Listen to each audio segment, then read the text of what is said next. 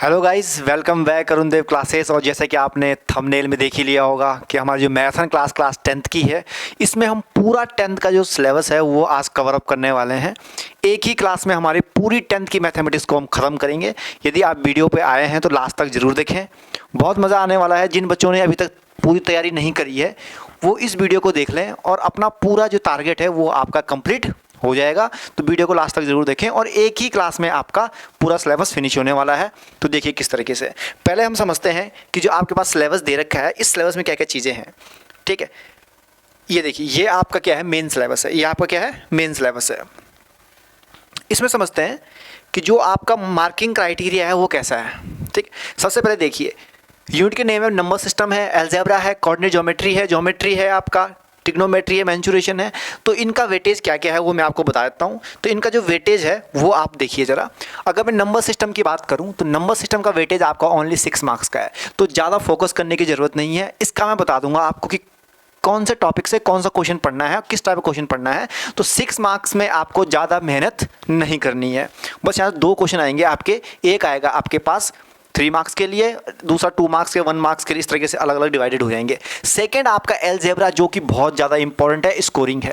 ठीक है, अलजेब्रा में आपके 3 या 4 चैप्टर आ जाते हैं, जिसमें आपका लीनियर पेयर आ जाता है, आपका क्वाड्रेटिक इक्वेशन आ जाता है, ठीक है, पॉलिनोमियल आ जाता है और अरिथमेटिक आ जाता है।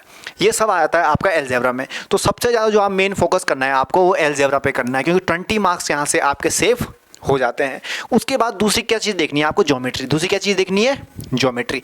मैं पहले आपको ये बता रहा हूँ कि आपको किन किन चैप्टर्स को स्ट्रॉन्ग करना है। ठीक है, तो आपका पहला कौन सा हो गया, अलजेब्रा। दूसरा कौन सा हो गया, ज्योमेट्री। ठीक है, और तीसरी अगर हम बात करते हैं तो तीसरा आपका ट्रिग्नोमेट्री। इन 3 चैप्टर को जैसे आप कंप्लीट करते हो आपका सिलेबस बहुत आगे चले जाता है। ठीक है, 50 प्लस आप यहीं पर स्कोर कर जाओगे। 50 के अराउंड आपके मार्क्स यहीं पे आने शुरू हो जाएंगे 80 में से।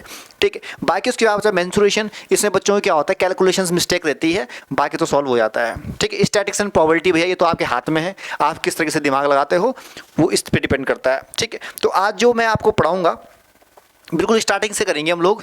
फर्स्ट चैप्टर जैसा नंबर, रियल नंबर का चैप्टर है।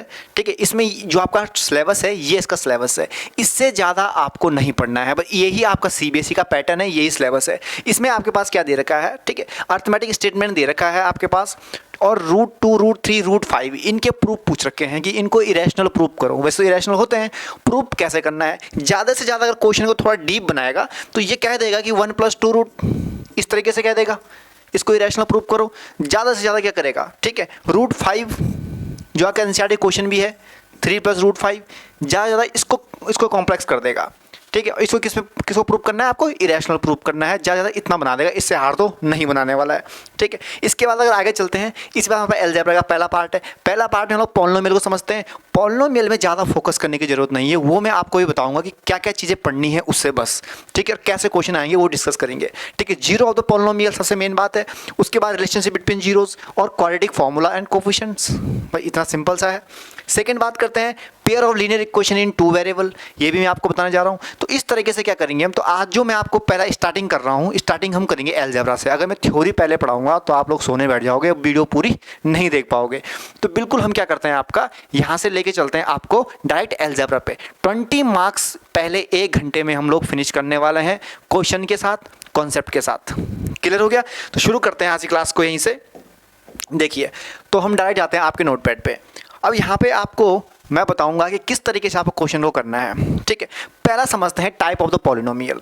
ठीक है, पॉलिनोमियल की अगर बात करें तो आपका क्या होता है, पॉलिनोमियल।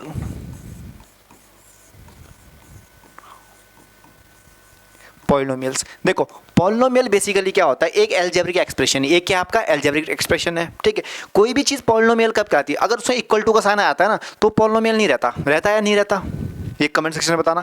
ठीक है, जो आपका पॉलिनोमियल है इसमें आपके अलग अलग टाइप के पॉलिनोमियल होते हैं। जैसे कि अगर मैं पहली बात करूं तो आपका लीनियर पॉलिनोमियल होता है। क्या होता है, लीनियर। ठीक है, सेकंड आपका कौन सा होता है, लीनियर। सेकंड टाइप का कौन सा होता है आपका, क्वाड्रेटिक पॉलिनोमियल। ठीक है, और तीसरा आपका होता है क्यूबिक, और फोर्थ टाइप का आपका होता है बाइक्वाड्रेटिक। ठीक है, फोर्थ टाइप का आता है आपका बाइक्वाड्रेटिक। तो ये 4 टाइप के यहाँ पे क्या होते हैं, पॉलिनोमियल है। इनका ही हम डिस्कशन यहाँ पे क्या करते हैं, पूरे अलजेब्रा में पढ़ते हैं। ठीक है, लीनियर पॉलिनोमियल की अगर बात करते हैं तो बेसिकली आपका लीनियर पॉलिनोमियल में क्या चीज़ होती है, आपके पास देखो एक होता है वेरिएबल, एक होता है वेरिएबल। अब वेरिएबल क्या होता है, ए से जेड तक, ए से जेड तक कोई भी ABCD आपके पास अगर आ रही है तो वो वेरिएबल है, वो क्या है आपके पास वेरिएबल हो गया। एक होता है नॉन वेरिएबल, आपके पास क्या होता है नॉन वेरिएबल। नॉन वेरिएबल क्या चीज़ होती है, 1 2 3 4 5 कोई सी भी काउंटिंग नंबर आपके पास आता है तो वो आपका कहलाएगा नॉन वेरिएबल। क्लियर हो गया। अब एक्सप्रेशन की बात करते हैं कि पॉलिनोमियल का एक्सप्रेशन कैसा होता है। अगर मैं बात करूं कि पॉलिनोमियल का एक्सप्रेशन कैसा होता है तो यहाँ पे जरा देखना। ठीक है, सपोज मैं करूं ax + b, ठीक है, ये आपका क्या है एक पॉलिनोमियल है, ये आपका क्या है एक पॉलिनोमियल है। अब मैं कैसे बताऊं ये आपका कौन सा पॉलिनोमियल है, ये आपका लीनियर पॉलिनोमियल है, क्वाड्रेटिक पॉलिनोमियल है, क्यूबिक पॉलिनोमियल या बाइक्वाड्रेटिक पॉलिनोमियल है। ये कैसे हम लोग फाइंड आउट करते हैं, x की पावर से। x की पावर से ही हम क्या करते हैं, यहाँ पे n मान के चलो कि n क्या है, इसकी पावर है, x की पावर n। ये n ही हमें बताएगा, n कोई आपका नेचुरल नंबर है या होल नंबर आप कह सकते हो, ये कोई होल नंबर है जो हमें बताएगा कि हमारा जो पॉलिनोमियल है उसका नेचर कैसा है, वो लीनियर है, क्वाड्रेटिक है, क्यूबिक है, पॉलिनोमियल। तो यहाँ से डायरेक्ट क्वेश्चन में आपके पास मिल जाता है। ठीक है, कि डिग्री ऑफ द पॉलिनोमियल यहाँ पहला क्वेश्चन बनता है। ठीक है, तो यहाँ पे मैं साइड में क्वेश्चन के टाइप लिखूंगा जो जहाँ से आपका नंबर स्कोर करना है। तो पहला जो आपका पास आता है वो आता है degree of the polynomial, degree of polynomial, degree लिखता हूँ डायरेक्ट। ठीक है, तो समझ लीजिएगा डिग्री। ठीक है, पहला क्वेश्चन यहाँ से बनता है डिग्री ऑफ द पॉलिनोमियल कि भैया आपके पास MCQs के 20 क्वेश्चन आने वाले हैं, वहाँ पे आपके कोई एक्सप्रेशन दे देगा। क्वेश्चन का एक्सप्रेशन लेट्स सपोज मैं कहता हूँ कि आपके पास दे दिया ax² + bx + c, ये आपके पास कोई पॉलिनोमियल दे रखा है। तो इसमें बताओ कि आपका एक कौन सा पॉलिनोमियल है। 4 ऑप्शन दे देगा, लीनियर, क्वाड्रेटिक, क्यूबिक, इस तरीके से। तो देखिए यदि इसकी पावर 2 है, x की वेरिएबल की पावर डिपेंड करती है नेचर ऑफ द पॉलिनोमियल पे। अगर 2 है then we can say this is quadratic polynomial. अगर आपका 3 आ रहा है x की पावर, हाईएस्ट पावर काउंट करेंगे हमेशा। ठीक है, ये एक्सप्रेशन ऐसा भी हो सकता है, अगर मैं कहूँ कि x² + x + 1, ये ऐसा भी हो सकता है। तो आप बोलोगे सर 1 भी तो है पावर, नहीं, हमेशा पॉलिनोमियल की हाईएस्ट पावर देखी जाती है। ठीक है, तो हाईएस्ट पावर यहाँ पे कितनी है, 2 है। लेट्स सपोज मेरे पास एक दूसरा पॉलिनोमियल है x + 1, यहाँ पे हाईएस्ट पावर कितनी है भैया, x की पावर है 1, x की पावर कितनी है 1 है। अब आप बोलोगे सर आपने एक वर्ड यूज किया होल नंबर। ठीक है, होल नंबर तो 0 से स्टार्ट होता है, यदि हम x की पावर 0 कर दें तो कौन सा पॉलिनोमियल कहलाएगा, यदि हम x की पावर 0 कर दें तो कौन सा पॉलिनोमियल है। ठीक है, ध्यान रखिएगा, ऑप्शन में टिक करिएगा कांस्टेंट पॉलिनोमियल। तो एक और टाइप का आपका पॉलिनोमियल होता है कांस्टेंट पॉलिनोमियल। ठीक है, कांस्टेंट पॉलिनोमियल। कांस्टेंट पॉलिनोमियल में क्या होता है, आपके डायरेक्ट नंबर्स होते हैं। अगर मैं कहूँ कि भैया ये क्या है, 2 आपके पास मैंने दे रखा है, 2 क्या है भाई, पॉलिनोमियल है। कौन सा पॉलिनोमियल है, कांस्टेंट पॉलिनोमियल है। ठीक है, ये वाला कौन सा है भैया आपके पास, लीनियर पॉलिनोमियल है। इसको अगर मैं बात करूँ तो क्वाड्रेटिक पॉलिनोमियल है। एक मैं और एग्जांपल देता हूँ क्यूबिक पॉलिनोमियल की। समझ मैंने कहा x³ + 1, तो ये मेरा क्यूबिक पॉलिनोमियल हो गया। ठीक है, x की पावर 4, x की पावर 4 + 1, ये मेरे पास क्या होगा, बाइक्वाड्रेटिक पॉलिनोमियल हो गया। कैसे, क्योंकि इसकी डिग्री 4 है, इसकी डिग्री 3 है, इसकी 2 है, इसकी 1 है और इसकी कुछ भी नहीं है। क्यों नहीं है, क्योंकि यहाँ पे x की पावर 0 हो गई। और आपको पता है कि जब x की पावर 0 होता है तो उसकी वैल्यू कितनी होती है, 1 के इक्वल होती है। ठीक है, तो टाइप ऑफ द पॉलिनोमियल आपका यहाँ पे क्लियर हो गया होगा। अब यही चीज़ आपको यहाँ पे गौर करनी है, यहीं से आपका एक MCQ क्वेश्चन बन जाता है कि इनमें से कौन सा पॉलिनोमियल है या पॉलिनोमियल नहीं है। दूसरा पॉइंट यहाँ से आपको मिलता है कि इसकी डिग्री क्या रहेगी, इसकी डिग्री क्या रहने वाली है पॉलिनोमियल की। एक क्वेश्चन आपका यहाँ से बनता है, इससे ज़्यादा इस टॉपिक से तो नहीं बनेगा। ठीक है, टाइप ऑफ द पॉलिनोमियल से। ठीक है, दूसरा चलते हैं, दूसरा क्या है देखते हैं। दूसरे में समझते हैं zero of the polynomial. Zero of the polynomial देखिए जरा। ठीक है, zero of the polynomial, zero of the polynomial, zero of the polynomial. ठीक है, अब जीरो ऑफ द पॉलिनोमियल की अगर बात करते हैं, ये क्या चीज़ होती है, एक ऐसा नंबर जो क्या कर दे, एक क्वेश्चन को सेटिस्फाई कर दे। लेट्स सपोज मैं एग्जांपल आपके पास देता हूँ। मैंने आपको कहा x + 1, x + 1 = 0। अब यहाँ पे बात आती है कि आपका जो पॉलिनोमियल है, ठीक है, वो जीरो कैसे, जीरो का मतलब क्या है, यहाँ पे मीनिंग क्या है, देखो कुछ भी नहीं है, एक वेरिएबल की एक ऐसी वैल्यू जो पूरी इक्वेशन को क्या कर दे, जीरो प्रूव कर दे। अगर मैं यहाँ पे क्या करूँ, x की वैल्यू -1 लेता हूँ, x की वैल्यू क्या लेता हूँ, -1 लेता हूँ। ठीक है, तो यहाँ पे जैसे मैं -1 डालूंगा तो -1 + 1, ठीक है, जो किसके इक्वल आ जाएगा, जीरो के इक्वल आ जाएगा। इसका मतलब क्या है, x इज इक्वल टू -1, ये आपका क्या है, जीरो ऑफ द पॉलिनोमियल है, ये आपका क्या है, जीरो ऑफ द पॉलिनोमियल है। क्लियर हो गया। यहीं पे अगर मैं दूसरा एग्जांपल लेता हूँ कि भाई मेरे पास मैंने ले लिया x square plus x plus 2, x square plus x plus 2 तो इज इक्वल टू जीरो। अब यहाँ पे मेरे पास जीरो ऑफ द पॉलिनोमियल क्या होने वाला है, ठीक है, वो चीज़ भी हम लोग देखेंगे क्या देखने वाले। यदि मैं यहाँ पे क्या करता हूँ, x की वैल्यू जो मेरे पास है, ठीक है, इसमें तो अभी आप जीरो फाइंड आउट करने पड़ेंगे, सिर्फ अभी आगे तरीका बताऊंगा इसका। तो पहला जो चीज़ है आपके पास वो है जीरो ऑफ द पॉलिनोमियल। तो जीरो ऑफ द पॉलिनोमियल क्या होता है, एक ऐसी वैल्यू जो पूरी इक्वेशन को क्या कर दे, आपका सेटिस्फाई कर दे, पूरी इक्वेशन को क्या कर दे, सेटिस्फाई कर दे, वही आपका कहलाता है zero of the polynomial. Clear हो गया, एक ऐसी वैल्यू। फिर आते हैं इसके बाद कि भैया पॉलिनोमियल जीरोस कितने हो सकते हैं, कितने पॉसिबल जीरोस हो सकते हैं। तो मैं आपको बता दूं, यदि आपका पॉलिनोमियल क्वाड्रेटिक पॉलिनोमियल है तो उसके नंबर ऑफ जीरोस रहेंगे 2। कितने रहेंगे, 2। तो यहाँ से जो पहला क्वेश्चन आपके एग्जाम के लिए बनता है वो जरा ध्यान से देखिएगा, ठीक है। यहाँ से जो पहला एग्जाम्पल बनता है वो क्या बनता है आपका पहला क्वेश्चन, ठीक है, कि आपका नंबर ऑफ द जीरो कितने होंगे, number of zero, number of the zeros. Number of zeros का मतलब होता है सॉल्यूशंस, कितने सॉल्यूशंस इसके पॉसिबल है, ठीक है। यहाँ से यही पहला क्वेश्चन बनता है। अब कैसे बनता है देखिए, अगर मैं यहाँ पे बात करूँ तो यहाँ पे क्या दे रखा है, एक्स स्क्वायर दे रखा है। अगर मैं यहीं पे करूँ कि एक्स की पावर 4 मेरे पास एक्सप्रेशन दे रखा है, तो एक्स की पावर 4 जो रहेगा उसके कितने टोटल जीरो रहेंगे, आपके 4 रहने वाले हैं। अब बहुत सारे बच्चे एक मिस्टेक करते हैं, क्या करते हैं देखिए, आपके पास क्वेश्चन आता है x square is equal to 25, x square is equal to 25। अब यहाँ पे x की वैल्यू कितनी होगी, ऑप्शन में आपको कंफ्यूज करने के लिए क्या दे देगा, मैं 4 ऑप्शन आपके पास लिखता हूँ, ठीक है। ए, ऑप्शन नंबर ए देखिए जरा, ऑप्शन नंबर ए जिसमें आपको दे देगा 5, क्या दे देगा 5। बी में क्या कर देगा, आपको दे देगा -5, ठीक है। सी में दे देगा आपके पास -5 एंड सॉरी यहीं पे मैं लिख देता हूँ +-5, और डी में आपको कह देगा, ठीक है, नन, ठीक है। तो कौन सा इसमें करेक्ट रहेगा, बच्चे क्या करेंगे, जल्दीबाजी में निकालेंगे भैया पहला ऑप्शन, काम खत्म, ठीक है। या बहुत सा ज़्यादा इंटेलिजेंट होंगे सेकंड पे टिक करेंगे, लेकिन आंसर कौन सा रहेगा, इसका थर्ड रहेगा। क्यों रहेगा, आप देखिए, आपका x square is equal to 25 है, तो एक्स की वैल्यू बच्चा क्या आने वाली यहाँ पे +-5 आएगी। क्यों आएगी, एक्सप्लेनेशन बताता हूँ। यदि देखो -5 का मैं क्या करता हूँ, स्क्वायर करता हूँ, तब भी मुझे 25 मिलेगा, ठीक है।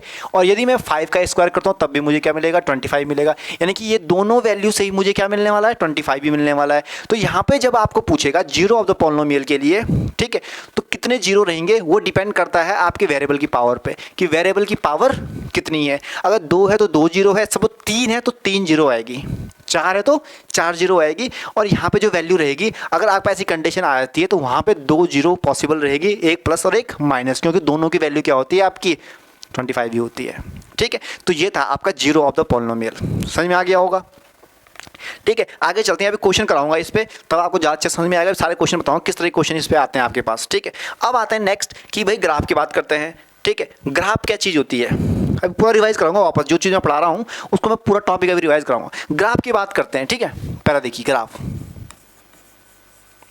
देखिए ग्राफ में क्या होता है। अब पॉलिनोमियल को कैसे हम ग्राफ में ड्रॉ करेंगे, 4 प्रकार के पॉलिनोमियल दिखाऊंगा मैं यहाँ से देखिए, एक मेरे पास ये हो गया, एक मेरे पास ये हो गया, सॉरी 2 प्रकार के मैं आपको दिखाता हूँ। ये आपका एक्स एक्सिस है, ये आपका वाई एक्सिस है, यहाँ पे भी एक्स एक्सिस है, वाई एक्सिस है। और हमेशा ध्यान रखिएगा, जब भी आप ग्राफ बनाओगे तब हमेशा क्या करोगे, एरो लगाने बहुत ज़रूरी है, एरो लगाने बहुत ज़रूरी है, ठीक है। एग्जाम में जब भी ग्राफ बनाओगे, क्योंकि कोई अगर खड़ूस एग्जामिनर हुआ जो बहुत बारी बारी चीज़ें देखता है, तो वहाँ पे आपको दिखाएगा कि भाई जो एरो है ये बहुत ज़रूरी है, ठीक है। इनसे पता लगता है कि आप ग्राफ ड्रॉ कर रहे हो, यही मेन चीज़ है इसमें, ठीक है। और यहाँ पे कोऑर्डिनेट दिखाना तो बहुत ज़रूरी है, ठीक है।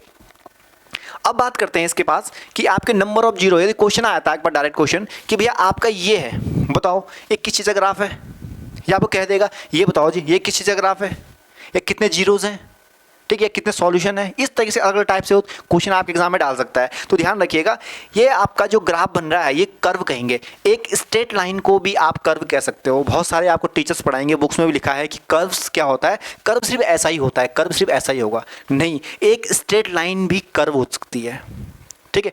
कोई भी अगर आपके पास है, कोई सी भी चीज़ है, तो वो सारी चीज़ें क्या होती है, कर्व होती है। तो ये भी मेरे पास एक कर्व है, एक स्ट्रेट लाइन भी मेरे पास क्या होगी, कर्व होगी। अब कोई जो कर्व है वो आपको एक्स एक्सिस या वाई एक्सिस को, अगर आपका फंक्शन, ध्यान रखिएगा, एफ ऑफ एक्स, कोई फंक्शन एक्स की फॉर्म में, sorry x square plus x plus 1, इस तरीके से क्वेश्चन दे रखा है। मतलब यहाँ जो आपका ऑपरेटर है ना वो एक्स का है, ठीक है। तो आपका जो ग्राफ है वो इस तरीके से बनेगा। मतलब जो आपका कर्व है वो एक्स एक्सिस को ही काटेगा, वाई एक्सिस को नहीं काटेगा। अगर आपके पास क्वेश्चन ये दे रखा है और इस तरीके से दे रखा है तब क्या करोगे? नंबर ऑफ जीरोस कितने होंगे? फंस जाओगे ना यहाँ पे। तो हमेशा एक चीज ध्यान रखिएगा, f of x is equal to, जब आपका एक्स का ऑपरेटर रहेगा तब आपका ग्राफ सिर्फ एक्स एक्सिस को ही काटेगा, सिर्फ एक्स एक्सिस को काटेगा। तो यहाँ पे देखो, यहाँ पे कितनी बार काटा है? 2 बार काटा है, ठीक है। तो यहाँ नंबर ऑफ पॉसिबल जीरोस कितने रहेंगे? 2 रहेंगे। समझ में आ गया? और यहाँ पे मैं एक दूसरा कर्व बनाता हूँ, इस तरीके से एक कर्व है, ठीक है। और यहाँ मैंने कहा कि भैया एफ ऑफ एक्स है, एफ ऑफ एक्स, एक्स का मेरे पास ग्राफ है, ठीक है, एक्स का फंक्शन है। तो यहाँ पे देखो, एक पॉइंट पे यहाँ पे आपका टच हो रहा है, एक पॉइंट पे यहाँ पे टच हो रहा है, एक पॉइंट पे यहाँ पे टच हो रहा है, 3 पॉइंट पे टच हो रहा है। मतलब ये आपका क्या है? क्यूबिक पॉलिनोमियल है। अब यहाँ क्वेश्चन पहचानने के लिए पूछ सकता है कि क्यूबिक पॉलिनोमियल है या आपका क्या है, नंबर ऑफ जीरोस कितने हैं। तो 2 टाइप के यहाँ से पॉसिबल क्वेश्चन आपके बन जाते हैं। एक बनता है कि भैया इसके कितने जीरोस हैं, या ये पूछ ले कौन सा पॉलिनोमियल है, ठीक है। कभी कभी क्या करता है, आपको यहाँ पे दे देगा पैराबोलिक पाथ, पैराबोलिक,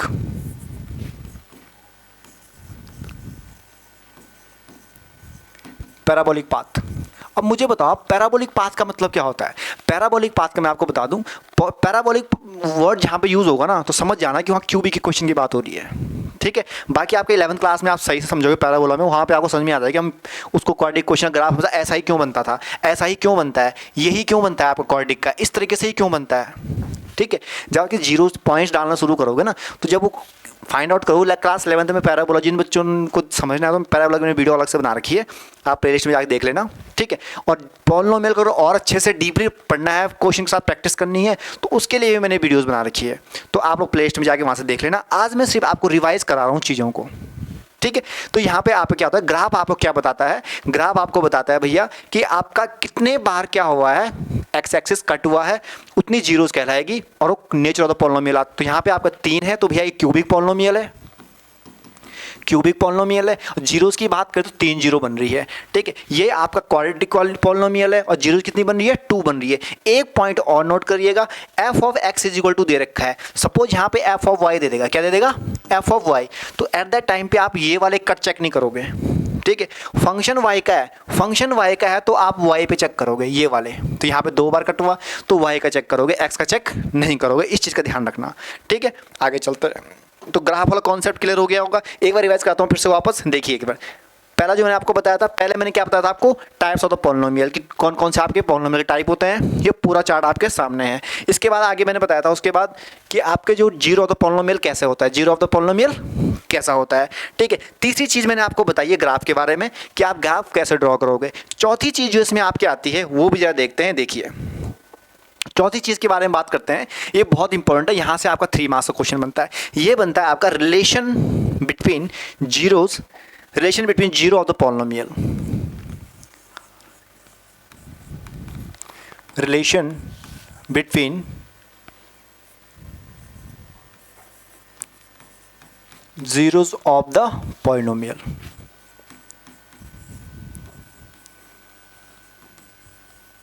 ठीक है। ये आपका टॉपिक है। अब यहाँ पे मैं आपको बताता हूँ जीरो ऑफ द पॉलिनोमियल क्या चीज़ होती है, वो तो मैं आपको बता चुका हूँ ऑलरेडी कि जो वैल्यू फंक्शन को क्या कर दे, सेटिस्फाई कर दे, वो क्या कहलाता है आपका जीरो ऑफ द पॉलिनोमियल। अब रिलेशन क्या होता है, रिलेशन क्या समझते हैं, तो आपके सिलेबस में अभी सिर्फ क्वाड्रेटिक के क्वेश्चन तक ही सीमित है, ज़्यादा क्यूबिक है, लेकिन क्यूबिक आपके सिलेबस से भी हटा रखा है बोर्ड एग्जाम के। लेकिन आज हमें बोर्ड एग्जाम को लेकर फोकस करना है क्योंकि आपका एग्जाम नज़दीक है, तो उसको हम थोड़ा क्या करते हैं, अवॉइड करते हैं। तो पहली जो चीज़ है आपके पास, पहला, ठीक है, जीरोस की बात करते हैं। लेट मैंने कोई एक एक्सप्रेशन मैंने दे दिया, A X square plus B X plus C, ये मेरे पास कोई पॉलिनोमियल है, ये मेरे पास क्या कोई पॉलिनोमियल है।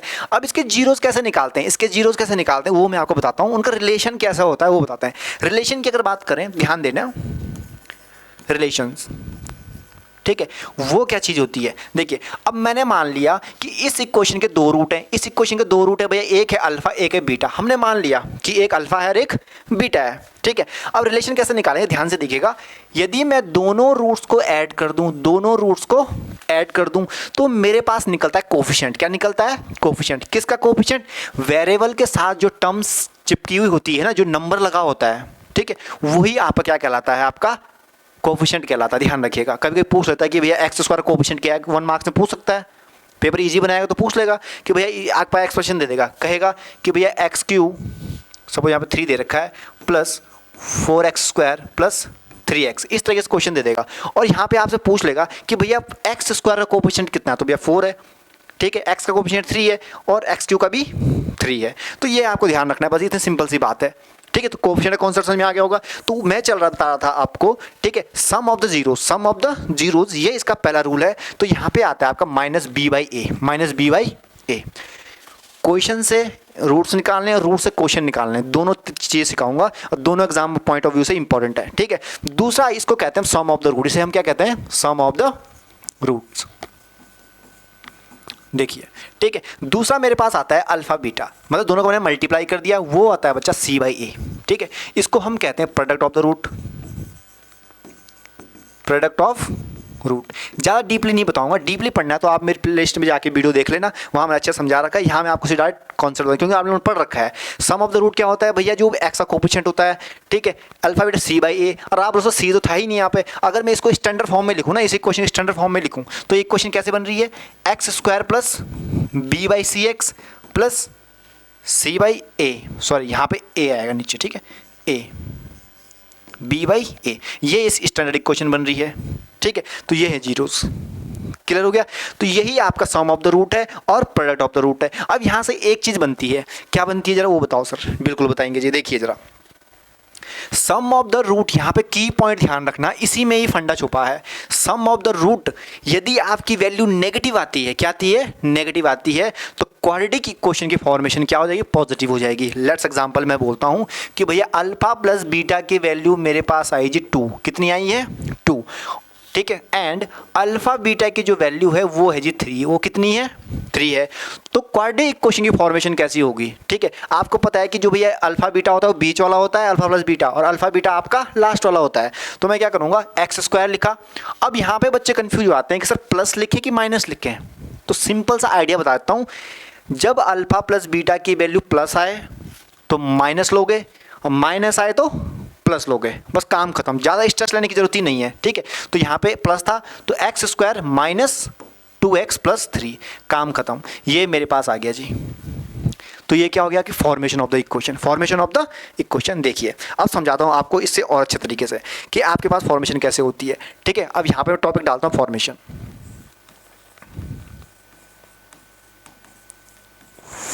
ऑफ क्वाड्रेटिक इक्वेशन, ठीक है। अब देखो फॉर्मेशन कैसे होती है, पहला आता है अल्फा प्लस बीटा, इसका ध्यान देते हैं जरा। ये होता है आपका -b/a, ठीक है, अल्फा बीटा ये होता है आपका c/a। तो पहले फॉर्मेशन पढ़ते हैं। फॉर्मेशन की अगर मैं बात करूं, मैंने आपको कहा कि लेट मैंने कहा कि मेरे पास कोई दो रूट मेरे पास दे रखा है कि भैया अल्फा की वैल्यू मेरे पास 1 है, ठीक है, और बीटा की वैल्यू जी मेरे पास, थोड़ा आगे लिखते हैं इसको, ठीक है, और बीटा की वैल्यू मेरे पास 2 है, बीटा की वैल्यू 2 है। अब इक्वेशन फॉर्मेशन कैसे होगी, सिंपल अल्फा प्लस बीटा, तो अल्फा प्लस बीटा जैसे आप करोगे तो आपकी वैल्यू क्या 2 + 1 3 आ गई, ठीक है। अल्फा बीटा की अगर बात करें, दोनों का मल्टीप्लाई करो तो 2 × 1 = 2, दो चीज़ें आ गई। फॉर्मेशन कैसे करोगे, x², ठीक है। अब सेकंड आएगा प्लस या माइनस। तो मुझे बताओ अल्फा प्लस बीटा की वैल्यू क्या है, यहाँ पे पॉजिटिव आ रखी है, तो यहाँ पे लेंगे नेगेटिव, क्या ले लेंगे यहाँ पे नेगेटिव, फिर नीचे 2 = 0। तो ये हो गई जी आपकी इक्वेशन कंप्लीट, ठीक है। दूसरा एग्जांपल लेते हैं। दूसरा एग्जांपल क्या आता है, देखिए यहाँ अल्फा की वैल्यू आपके पास कितनी है 3 है, ठीक है, और बीटा की जो वैल्यू है वो कितनी दे रखी है -5, कितनी दे रखी है -5, ठीक है। अब इक्वेशन फॉर्मेशन कैसे होगी, जैसे मैं यहाँ करूँगा अल्फा प्लस बीटा, तो मेरे पास जो वैल्यू आ रही है ना वो कितनी आ रही है, देखिए जरा -2 आ रही है, कितनी आ रही है -2। अब बच्चे पता क्या सोचेंगे कि सर यहाँ -b/a है और यहाँ तो ऑलरेडी -2 है। मैं बोल कुछ मत सोचो, आंख बंद कर, कुछ मत करो, जो मैंने नेचर बताया ना यहाँ पे दिमाग लगाओगे कंफ्यूज रहोगे, ठीक है। -2 आया अल्फा बीटा, अब ध्यान से देखना अल्फा बीटा, और यहाँ अल्फा 15 -15, कुछ नहीं करना है, सेम देखो x², यहाँ पॉजिटिव था तो माइनस आया, यहाँ नेगेटिव वैल्यू आई तो पॉजिटिव, तो यहाँ पे 2x - 15 = 0, ठीक है। ये आपकी क्या आ गई, आपके पास formation of the quadratic equation. तो इस तरीके से क्या करोगे आप इक्वेशन को फॉर्मेशन करोगे। बस इस चीज़ का ध्यान रखिएगा, किस चीज़ का ध्यान रखना है आपको, जब आपका अल्फा बीटा की वैल्यू पॉजिटिव आए तो इक्वेशन में नेगेटिव लोगे, और जब आपकी नेगेटिव आएगी तो यहाँ पे पॉजिटिव लोगे, बस इतना सा फर्क है। ये चीज़ क्लियर हो गई होगी, ठीक है।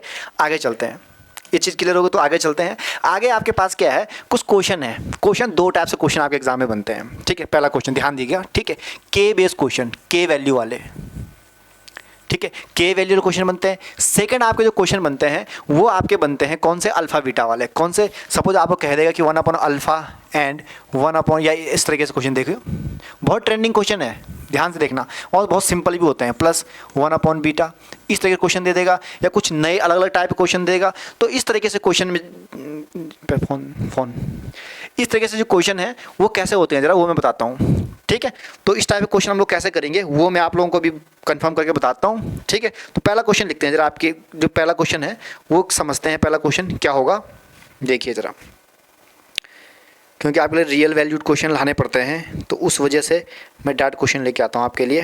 देखिए पहला क्वेश्चन,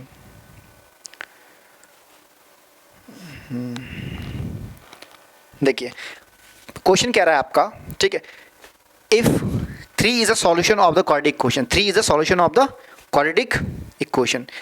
अब ये 3 अगर सॉल्यूशन है तो x की वैल्यू कितनी आ गई भैया, 3 आ गई। x की वैल्यू कितनी आ गई, 3 आ गया। क्वेश्चन नंबर 1, क्वेश्चन नंबर 1 ध्यान से देखना। ठीक है, ये कह रहा है if the solution of the 3 is a solution of the equation, तो 3 क्या है आपका सॉल्यूशन ऑफ द इक्वेशन दे रखा है। और इक्वेशन कौन सी दे रखी है, जरा इक्वेशन भी लिख लेते हैं। इक्वेशन दे रखी है, ध्यान से देखना, इसको मैं येलो पेन से लिख लेता हूँ, 3x² plus k-1 x plus 9 is equal to 0। ये कह रहा है, इसमें क्या कह रहा है आपका कि 3x² plus k-1 x plus 9 is equal to 0 दे रखा है, और कह रहा है कि जो 3 है वो सॉल्यूशन है इस इक्वेशन का। अब जब ये जो 3 है वो सॉल्यूशन है इसका मतलब ये क्या करेगा, इसको सेटिस्फाई करेगा, उनकी LHS इक्वल टू RHS निकालेगा। और यहाँ पे एक चीज़ क्या कह रहा है और कि वह वैल्यू ऑफ k निकालो। ठीक है, वैल्यू ऑफ k की वैल्यू क्या होगी, k की वैल्यू क्या होगी ये निकालनी है। तो ये सिंपल सा है। अब 3 है भैया, ये 3 क्या करेगा, क्वेश्चन को सेटिस्फाई करेगा। तो मैं कुछ नहीं करूँगा, जो मेरे पास 3 है वहाँ डाल देंगे। तो जैसे मैं 3 यहाँ पे डालूंगा, ठीक है, तो 3 3 जा 9, तो यहाँ पे आ गया मल्टीप्लाई में 9 plus k-1 as it is रहेगा, यहाँ पे आपका 3 आ गया प्लस 9 इज इक्वल टू 0। ठीक है, आगे चलते हैं। 9 3 27, तो भैया यहाँ पे आ गया आपका 27। ठीक है, प्लस अब इसका जब मल्टीप्लाई अंदर करेंगे तो 3k-3 आ जाएगा प्लस 9 इज इक्वल टू 0। 9 2 18 9 3 27 9 चौको 36। ठीक है, 36 - 3 जब करेंगे तो 33 आ जाएगा। क्या आ जाएगा, 33 plus 3k is equal to 0। ठीक है, तो 3k की जो वैल्यू आ रही है वो कितनी आ रही है आपकी, -33। तो ये 3k की वैल्यू आ रही है, ये भी आपको ऑप्शन में वहाँ पे मिल जाएगी। ठीक है, तो ये टिक मत कर देना गलती से। तो k इज इक्वल टू क्या आ जाएगा, -33/3। तो k की वैल्यू आपकी आ जाएगी -11। k की वैल्यू कितनी आ जाएगी आपकी, -11। तो इस तरीके से क्या करा आपका k बेस वाला जो क्वेश्चन है वो आपको देखने को मिलते हैं यहाँ पे। तो इस टाइप के क्वेश्चन आपको कहेगा वहाँ पे क्या करेगा, हमेशा एक जीरो दे देता है, एक जीरो दे देगा या दूसरा निकालने को दे देगा।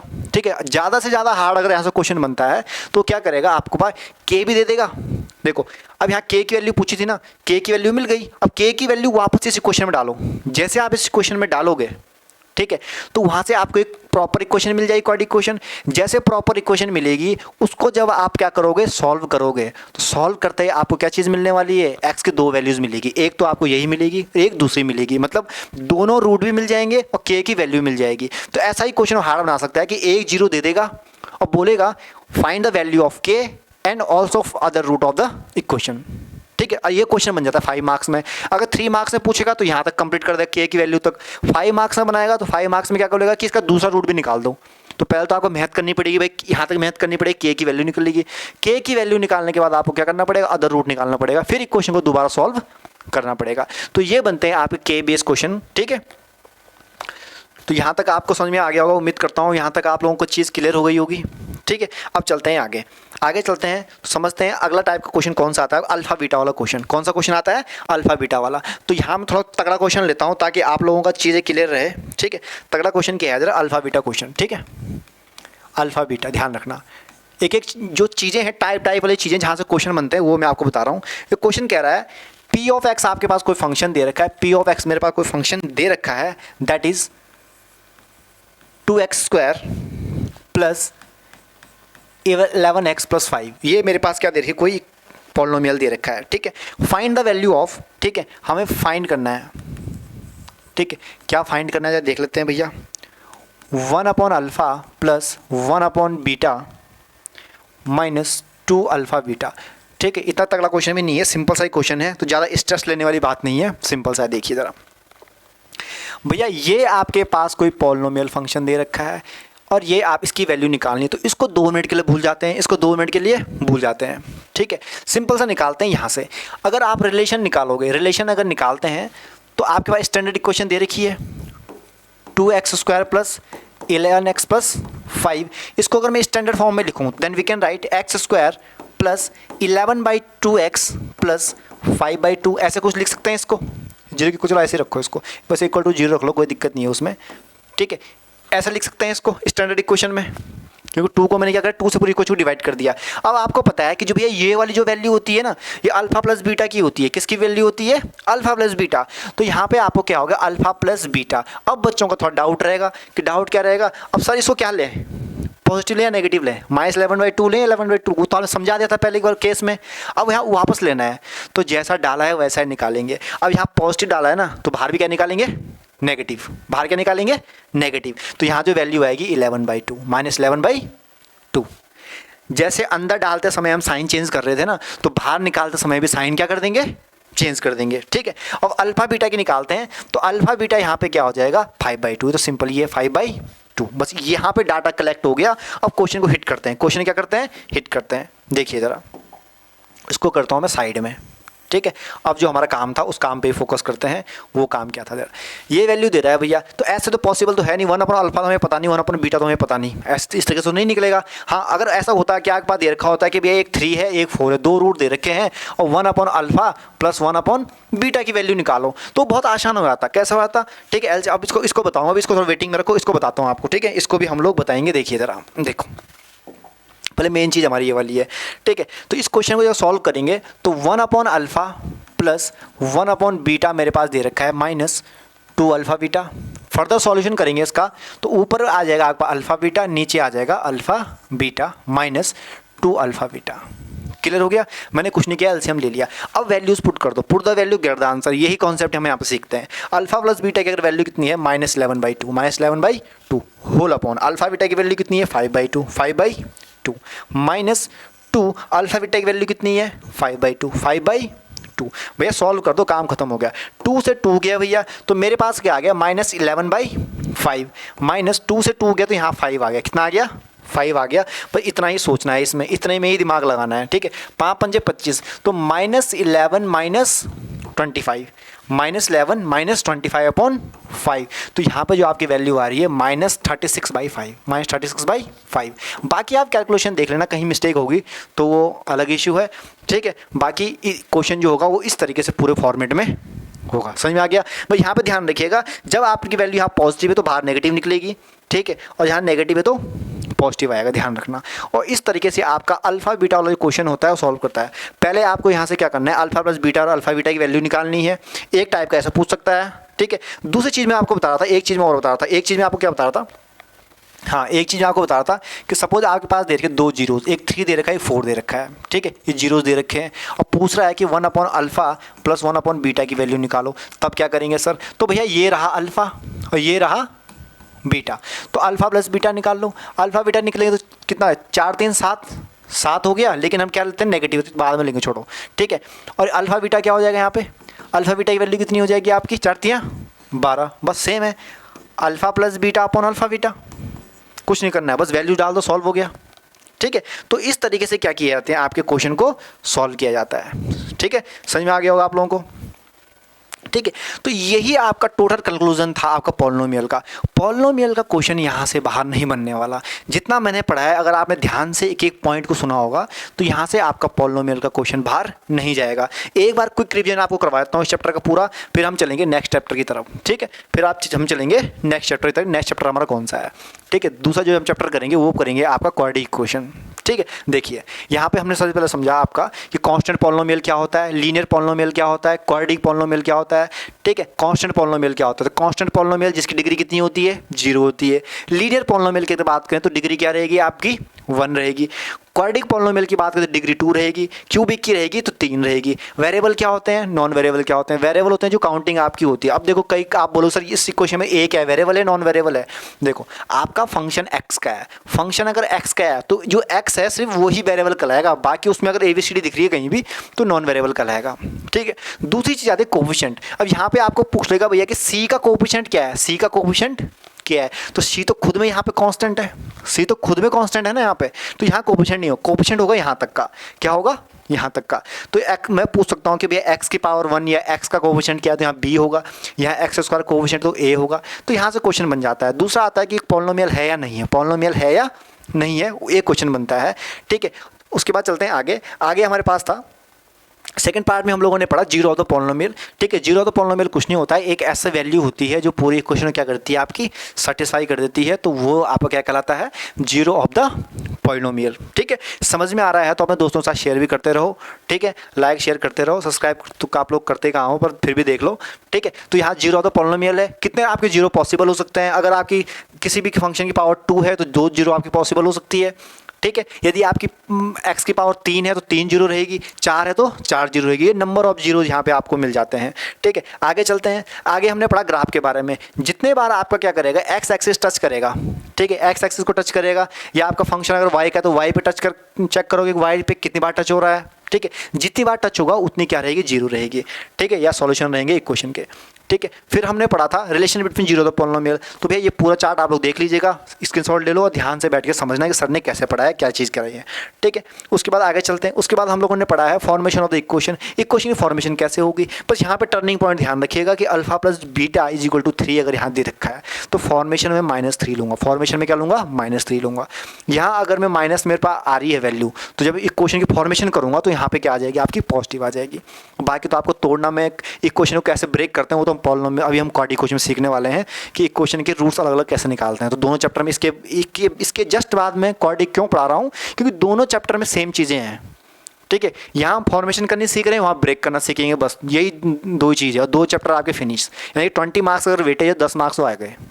ठीक है, उसके बाद आपका 6th वाली स्लाइड में क्या है, आपकी के वैल्यू क्वेश्चन की के बेस्ड पे क्या वैल्यू, वैसे क्वेश्चन मैंने कर दिया, यहाँ पे सॉल्यूशन देख लेना, हो सके कहीं मिस्टेक हो तो उसके लिए माफ़ कीजिएगा, पर क्वेश्चन आपका इस तरीके से होगा, ये आपका ध्यान रखना है।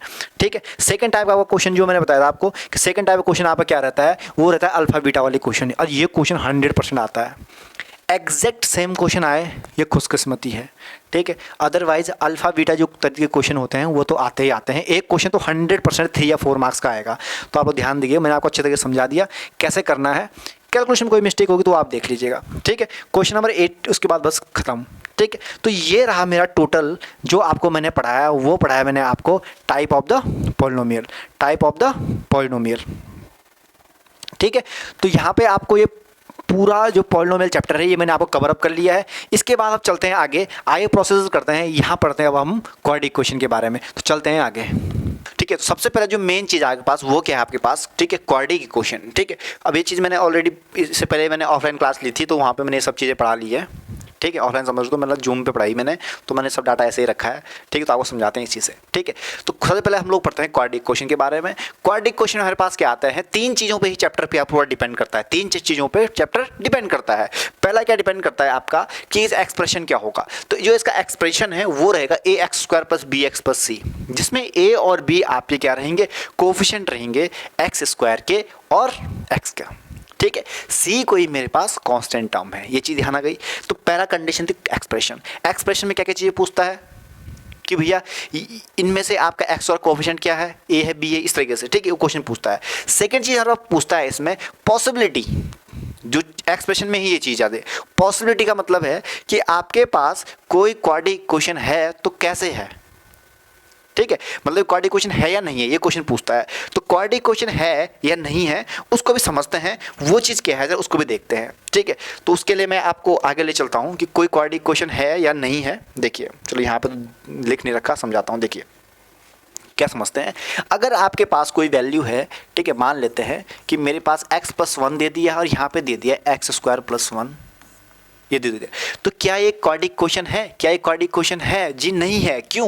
क्योंकि x से जब x मल्टीप्लाई होगा तो x क्यूब हो जाएगा यहाँ पे, ठीक है। इसी तरीके से एक क्वेश्चन और लेते हैं कि सर x ले लिया मैंने, x स्क्वायर प्लस 1 ले लिया, अब क्या होगा? तो भैया फिर से x क्यों नहीं आ जाएगा यहाँ पे? आएगा ना, तो ये भी क्वाड्रिक क्वेश्चन नहीं होगी, ठीक है। एक कंडीशन और लेते हैं कि भैया x प्लस 1 और x माइनस 1 ये चीज़ होगी? हाँ बिल्कुल होगी, क्योंकि यहाँ दोनों जब मल्टीप्लाई करेंगे तो x स्क्वायर मेरे पास आ जाएगा, ठीक है। तो दूसरा क्वेश्चन यहाँ से जो बनता है आपका, वो बनता है एक्सप्रेशन बेस्ड पे कि आपके ये क्वेश्चन क्वाड्रिक क्वेश्चन है या नहीं है। तो इस कंडीशन में आप बोलोगे सर क्वाड्रिक क्वेश्चन तो है। क्लियर हो गया? तो यहाँ से एक क्वेश्चन आपका एग्जाम में बनता है। अब थोड़ा इसको बैक करते हैं, ठीक है। इसमें दूसरी, अब इसमें तीसरी चीज़ क्या आती है वो भी देख लेते हैं जरा, ठीक है। तो आगे हम लोग समझते हैं इसमें कि दूसरी हमारे पास क्या चीज़ है। अब आता है नेचर ऑफ द रूट। क्या आता है आपके पास? Nature of the root. अब नेचर ऑफ द रूट को समझने से पहले हम लोग समझते हैं क्वाड्रिक फार्मूला के बारे में। क्या समझते हैं? Quadric formula.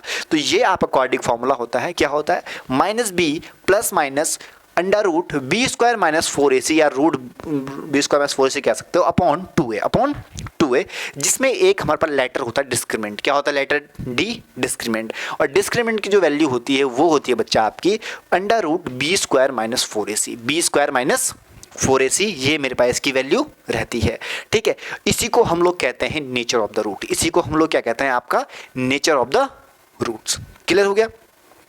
अब नेचर ऑफ द रूट एक मार्क्स का क्वेश्चन यहाँ से बनता है, ठीक है। ध्यान रखिएगा, एक क्वेश्चन यहाँ से 100% बनेगा कि नेचर ऑफ द रूट पे एमसीक्यूज में, ठीक है।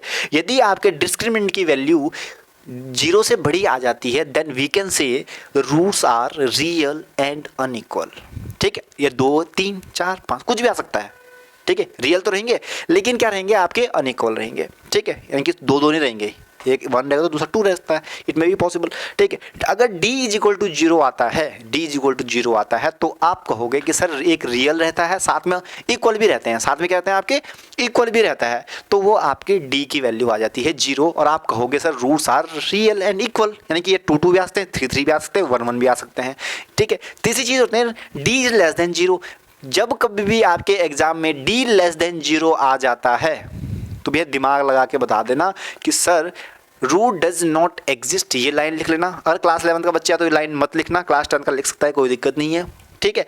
और यह कहोगे कि रूट्स आर इमेजनरी, और इससे आगे सॉल्व नहीं करोगे और यहीं पे ड्रॉप कर दो, यहीं पे ड्रॉप कर दो क्वेश्चन को। क्वेश्चन 5 मार्क्स में भी आएगा तब भी आप यही बोलोगे कि हाँ भाई सर डज नॉट एग्जिस्ट या रूट्स इमेजनरी है। वहाँ पे कंफ्यूज होने की जरूरत नहीं है। अगर आप सोचो कि 5 नंबर में आया कुछ बड़ा ही होगा, हम गलत कर रहे हैं, नहीं, सिंपल है, ठीक है। ये चीज़ है। अब इसमें एक चीज़ और है कि भैया नॉर्मल क्वेश्चन को सॉल्व करना सीखते हैं, तो सॉल्व कैसे करेंगे, ठीक है। 3 तरीके से आपके पास क्या होता है क्वेश्चन को सॉल्व किया जाता है, अलग अलग मेथड्स होते हैं। तो पहला जो आपके पास जो क्वेश्चन बनता है ना, वो बनता है आपका एक्सप्रेशन से। तो ये आपका नॉर्मल एक्सप्रेशन है, और नॉर्मल एक्सप्रेशन से रिलेटेड आपके पास क्वेश्चन यहाँ पे मैंने लिख रखा है, ठीक है। ये मेरे पास नॉर्मल एक्सप्रेशन था, x+1 और x+1 दोनों को मिला के मैंने क्या किया? सॉल्व किया, तो मेरे पास वैल्यू आई x² + 2x+1, ये इसका एक्सप्रेशन था, ठीक है। यहाँ पे अगर एक्सप्रेशन की बात करें तो ये क्वाड्रिक क्वेश्चन नहीं है, ये क्वाड्रिक क्वेश्चन नहीं है। क्यों? क्योंकि x² जब x से मल्टीप्लाई करेगा तो x क्यू की फॉर्मेशन कर देगा, जो कि एक क्यूबिक क्वेश्चन है, तो क्वाड्रिक क्वेश्चन नहीं कहलाएगा, द्विघातीय समीकरण नहीं कहलाएगा। समझ में आ गया? आगे चलते हैं। अब क्वेश्चन की बात करते हैं कि सर क्वेश्चन के टाइप कैसे हैं, कैसे कैसे टाइप के क्वेश्चन आते हैं। 3 टाइप के ही आपके एग्जाम में क्वेश्चन आते हैं, 3 टाइप के ही आपके एग्जाम में क्वेश्चन आते हैं। वो 3 टाइप कौन कौन से हैं वो मैं समझाता हूँ आपको। पहला आता है नॉर्मल क्वेश्चन। पहला क्या आता है? नॉर्मल क्वेश्चन, जो कि मैंने यहाँ पे सॉल्व करा हुआ है, ठीक है। प्रीवियस क्लास में किया था तो यहाँ पे मैंने सॉल्व करा हुआ है। क्या किया मैंने? x² + 5x + 6 = 0 मेरे पास कोई इक्वेशन थी, मैंने इसके रूट्स क्या किए? स्प्लिटिंग इनटू मिडिल टर्म के मेथड से तोड़ दिए। कैसे तोड़े भैया? ऐड करके 5 चाहिए थे, ऐड करके 5 चाहिए, और मल्टीप्लाई करके कितना चाहिए? 6 चाहिए। यही चीज़ तो चाहिए थी।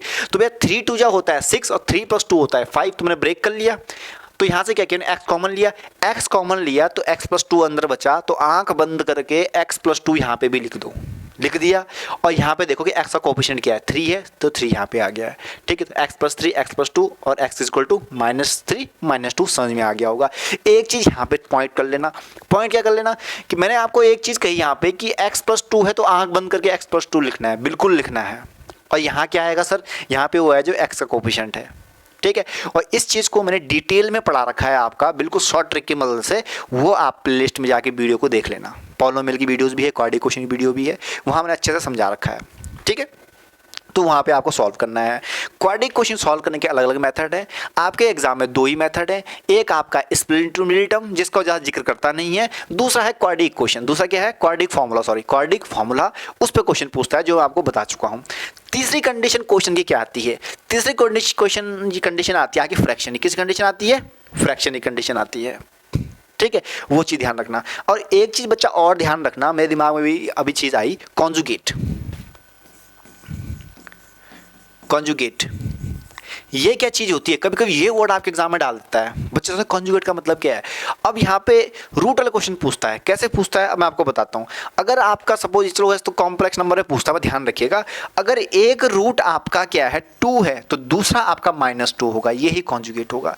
या आप कह सकते हो कि 2 + 1 मेरे पास रूट आ गया है, सॉरी 2 1 सब ये देखो 2 + √3 मेरे पास रूट है, तो इसका कॉन्जुगेट क्या होगा? इसका कॉन्जुगेट क्या होगा? तो 2 - √3 इसका कॉन्जुगेट होगा, ठीक है, ये आपको ध्यान में रखना है।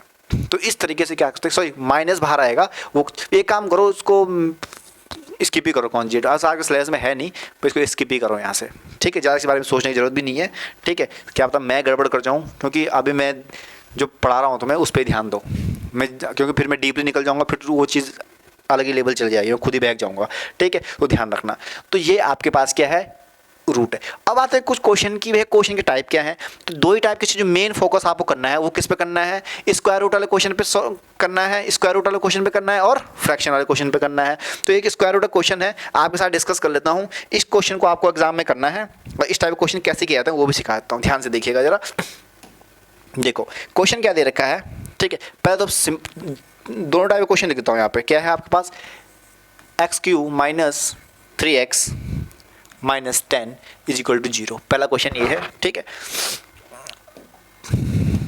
पहला क्वेश्चन ये आपके पास दे रखा है, ठीक है। यहाँ पे मैं लाइन ड्रॉ कर लेता हूँ, सॉरी अनडू, ठीक है। ये मेरे पास लाइन है, मैं यहाँ से लाइन ड्रॉ कर लेता हूँ, ठीक है। देखिए, और दूसरा जो मेरे पास क्वेश्चन है, दूसरा क्वेश्चन क्या है आपके पास? क्वेश्चन नंबर 2 वो कौन सा है? √2 x² + 7x + 5√2 = 0, ठीक है। ये मेरे पास क्वेश्चन है, ठीक है। एक तो राइटिंग का भी थोड़ा इश्यू रहता है मेरे साथ, मेरे बोर्ड एग्जाम में इस तरीके से ही मुझे मार्क्स कम तो आए नहीं थे मैथ में, खैर लेकिन बोल सकते हो आपकी भैया टेस्ट वेस्ट में कम आए तो थे, टीचर को समझ में नहीं आता, वो चीज़ है, ठीक है। तो पहला टाइप का क्वेश्चन है आपका नॉर्मल कंडीशन है, तो यहाँ पे क्या सॉल्व करोगे? x² है यहाँ पे, ठीक है, x² है, क्या सॉल्व करोगे भैया? अब सिंपल सी बात है भैया, x² है, ठीक है। मैंने यहाँ पे ले लिया जी 2x, मैंने यहाँ पे ले लिया जी 5x - 10 यहाँ पे कर दिया = 0 कर दिया। अब जैसे मैं x बाहर लूँगा तो x + 2 मेरे पास अंदर आ जाएगा, ठीक है। आँख बंद करके मूंद के यहाँ पर लिख दो x + 2, समझ में आ गया? कोएफिशिएंट क्या था? -5 को बाहर लिख दो, बस इतना ही सर, सोचना नहीं है क्या कॉमन क्या आएगा, जो है उसको लिख दो, ठीक है। तो क्या आ गया आपके पास? x - 5, और यहाँ पे आपके पास आ गया x + 2। तो x के दो वैल्यू आपके पास आ गए, एक आ गया 5, एक आ गया -2, ये दो आपके रूट्स आ गए हैं, ठीक है। ये आपका पहला टाइप का क्वेश्चन था। दूसरा टाइप का क्वेश्चन समझते हैं कि दूसरा टाइप का क्वेश्चन क्या है, वो है आपका स्क्वायर रूट वाला, ठीक है। क्वेश्चन थोड़ा ज़्यादा ऊपर लिख दिया मैंने, इसको थोड़ा नीचे लिख देते हैं। 2x² + 7x + 5√2। सर इस क्वेश्चन को कैसे करेंगे? सर दिमाग बिल्कुल अंधबुंद हो जाता है, सर कैसे सॉल्व करेंगे? कुछ नहीं करना, सरल तरीका सिखाता हूँ, वैसे मैंने डिटेल में समझा रखा है मस्त तरीके से, यहाँ सरल समझाता हूँ। कुछ नहीं करना, इन दो का मल्टीप्लाई कर दो और फैक्टर निकाल लो, मल्टीप्लाई कर दो और फैक्टर निकाल दो। कैसे मल्टीप्लाई करेंगे भैया? 5 × √2 × √2 करेंगे तो मेरे पास क्या आ जाएगा? 10। कितना आ जाएगा भैया? 10। और 10 को जब हम तोड़ेंगे तो कितना आएगा? 5 × 2, और 5 + 2 कितना होता है? 7 होता है, ठीक है। तो कुछ नहीं करना है, यहाँ पे लिख दो एज इट इज। सर होगा कैसे? अरे समझाता हूँ ना, ध्यान मत दो। देखो 2x + 5x, ठीक है, इसको यहाँ पे रिमूव कर दो जरा, ठीक है, और यहाँ पे आ गया 5√2 = 0। ये मेरे पास आ गया। सर कैसे कर? अरे सुनो, देखो रूट कुछ नहीं है, ध्यान से देखो। अब यहाँ पे 2 है ना, इस 2 को मैं क्या लिख सकता हूँ? √2 × √2 लिख सकता हूँ, ठीक है। जब √2 × √2 में इसको लिख सकता हूँ, √2 × √2 इसको लिख सकता हूँ, ठीक है। तो यहाँ पे क्या आ जाएगा मेरे पास, ठीक है। तो यहाँ पे √2x मैंने बाहर ले लिया, तो अंदर मेरे पास बचा x + √2। इतना समझ में आ गया होगा? इस 2 को मैंने √2 × √2 लिख दिया, दिमाग में, ठीक है। तो भैया 2 रूट हो गए यहाँ पे, अब एक को मैंने बाहर तो एक अंदर बचेगा ना। अब ये जब यहाँ पे आया तो आंख बंद करके इसको भी यहाँ पे लिख लो x plus root two, x plus root two. Sir कैसे? बस लिख दो, बस बात खत्म, ठीक है। अब क्या आएगा? कोएफिशिएंट ऑफ x, तो x का कोएफिशिएंट कितना था भैया? 5 था। कितना था? 5 था, इज इक्वल टू 0 लिख दिया, ठीक है। तो रूट टू एक्स प्लस 5 और x प्लस रूट टू आ गई जी वैल्यू। तो x की जो आपके पास वैल्यूज आ रही है वो क्या आ रही है, जरा वो भी देख लेते हैं, ठीक है। तो x की वैल्यू यहाँ पे क्या आ गई? 2 वैल्यू आई, एक आई -5/√2, समझ में आ गया, ठीक है। और एक x की वैल्यू यहाँ पे आ गई आपको -√2 और आपका खत्म। तो ये 2 टाइप के क्वेश्चन आपके एग्जाम में पॉसिबिलिटी यहाँ पे बनती है कि क्वेश्चन क्या रहेंगे आपके। पैटर्न कभी कभी चेंज कर लेता है, लेकिन ऑलमोस्ट जो तरीका है यही है। रूट वाले क्वेश्चन पे ज़्यादा फोकस करना, एग्जाम में ये ज़्यादा ट्रेंडिंग में चल रहा है। तो यही है आपके पास क्या है, कंप्लीट जो इसका सॉल्यूशन है यही है क्वाड्रिक क्वेश्चन में, ठीक है। एक क्वेश्चन जो है वो आपका कर लेते हैं किसे, क्वाड्रिक फार्मूला पे। किस पे कर लेते हैं? क्वाड्रिक फार्मूला पे। वो भी देख लेते हैं कि भैया क्वाड्रिक फार्मूला पे कैसा क्वेश्चन आएगा, उसको भी देख लेते हैं। देखिए जरा, क्वाड्रिक फार्मूला पे क्वेश्चन करते हैं। देखिए नेक्स्ट स्लाइड में जाते हैं। देखिए वो क्या है, मैं आपको क्वेश्चन देता हूँ कि भैया ये रहा 2x² - 3x + 5 = 0, ठीक है। जो क्वेश्चन सीधा सॉल्व हो, जब समझा घी निकालते हैं ना हम लोग, कहावत है ना एक, जब घी सीधी उंगली से ना निकले तो उंगली टेढ़ी करनी पड़ती है, वही तरीका आपको यहाँ पे देखना है। अगर आप नॉर्मल स्प्लिट टर्म से करो, आंसर नहीं आ रहा है, मतलब उंगली तो टेढ़ी करनी पड़ेगी, ठीक है। तो आपको टेढ़ी नहीं करनी है, आपको क्या करनी है, उंगली की जगह चम्मच यूज़ करना है और चम्मच से घी निकालना है, ठीक है। सर्दी में तो चम्मच भी टूट जाती है, घी भी इतना घी स्ट्रॉन्ग हो जाता है, ठीक है। इतनी ठंड बड़ी है। ये देखो भैया, अब यहाँ पे क्वाड्रिक फार्मूला आपको पता है कि भैया क्या होता है, -b ± √(b² - 4ac)। तो जो आपका क्वाड्रिक फार्मूला है ना, यही आपका चम्मच का काम करता है। यही क्या करता है, आपका चम्मच का काम करता है। अगर मैं a की बात करूं तो a की वैल्यू यहाँ पे आ रही है 2। a की वैल्यू कितनी आ रही है? 2। क्लियर हो गया। b की अगर मैं बात करूं तो b की वैल्यू मेरे में -3 आ गई है, ये भी चीज़ क्लियर हो गई है। c की अगर मैं बात करूं तो c की वैल्यू आपके पास कितनी आ रही है भैया? 5 आ रही है। कितनी आ रही है? 5 आ रही है। Put the formula get the answer. जैसे मैं फार्मूले में पुट करूंगा तो -b तो -3 था, -3 तो आपके पास 3 बच जाएगा, ठीक है।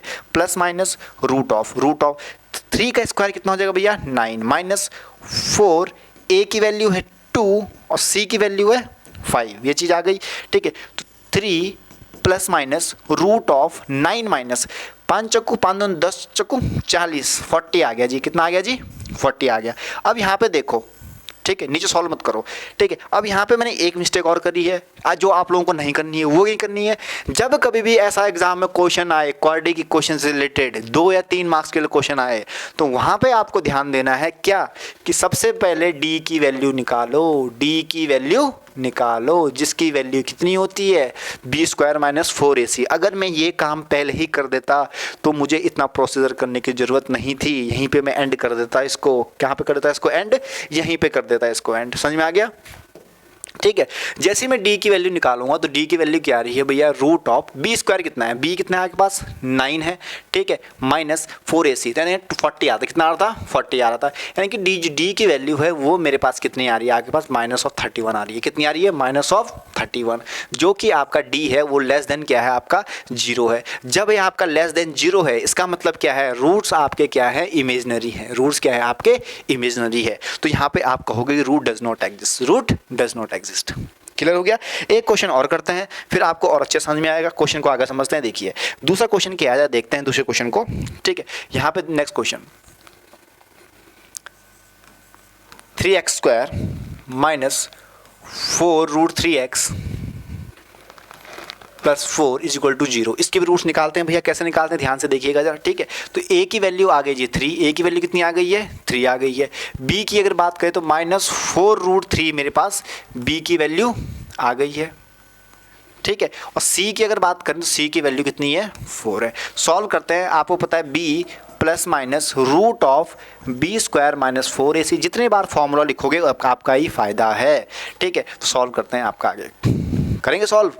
अरे क्यों करें, पहले समझ तो लें। समझ क्या है कि d की वैल्यू फाइंड आउट करनी है। क्या निकालना है? d की वैल्यू। तो d की वैल्यू निकालते हैं पहले, ठीक है। तो d = √b² की अगर बात करें तो b² की देखो 4 चक्कू 16, 4 चक्कू 16, क्लियर हो गया माइक, सॉरी, ठीक है। 4 चक्कू आपका कितना हो गया 16, और 16 3 जा 48, कितना होता है 48 होता है। अब नेगेटिव है ना, b की वैल्यू कितनी आ रही है, नेगेटिव आ रही है, ठीक है। तो स्क्वायर में तो पॉजिटिव हो जाएगी, तो अगर मैं 4 का स्क्वायर करूँ तो 4 4 कितना हो गया 16 हो गया, और 16 इंटू एक बार अगर मैं 16 3 जा 16 जा 16, 16 टू 32, 16 3 जा 48, 16 3 48, ठीक है। तो मेरे पास जो वैल्यू आ रही है किसकी, बी स्क्वायर की, वो कितनी आ रही है 48 आ रही है, कितनी आ रही है 48 आ रही है, माइनस 4, ए कितना दे रखा है आपके पास 3 दे रखा है तो मैंने 3 लिख दिया, और सी कितना दे रखा है, सी दे रखा है 4, कितना दे रखा है 4 दे रखा है। तो D इज इक्वल टू आपकी जो वैल्यू आ रही है वो 4 3 12 चको 48, यानी कि 48 माइनस 48, यानी कि D की वैल्यू आ गई जी 0। और यहीं पे आप एक स्टेटमेंट जो लिखोगे, 5 मार्क्स का क्वेश्चन आएगा एग्जाम में, तो क्या लिखोगे कि भैया नेचर ऑफ रूट, सिंपल लिखता हूँ, ठीक है, वो क्या रहेंगे आपके real and unequal, real and unequal, ये मैंने वहाँ पे लिखना है पहला स्टेटमेंट, और आपके यहाँ पे 2 नंबर होते हैं जी पूरे।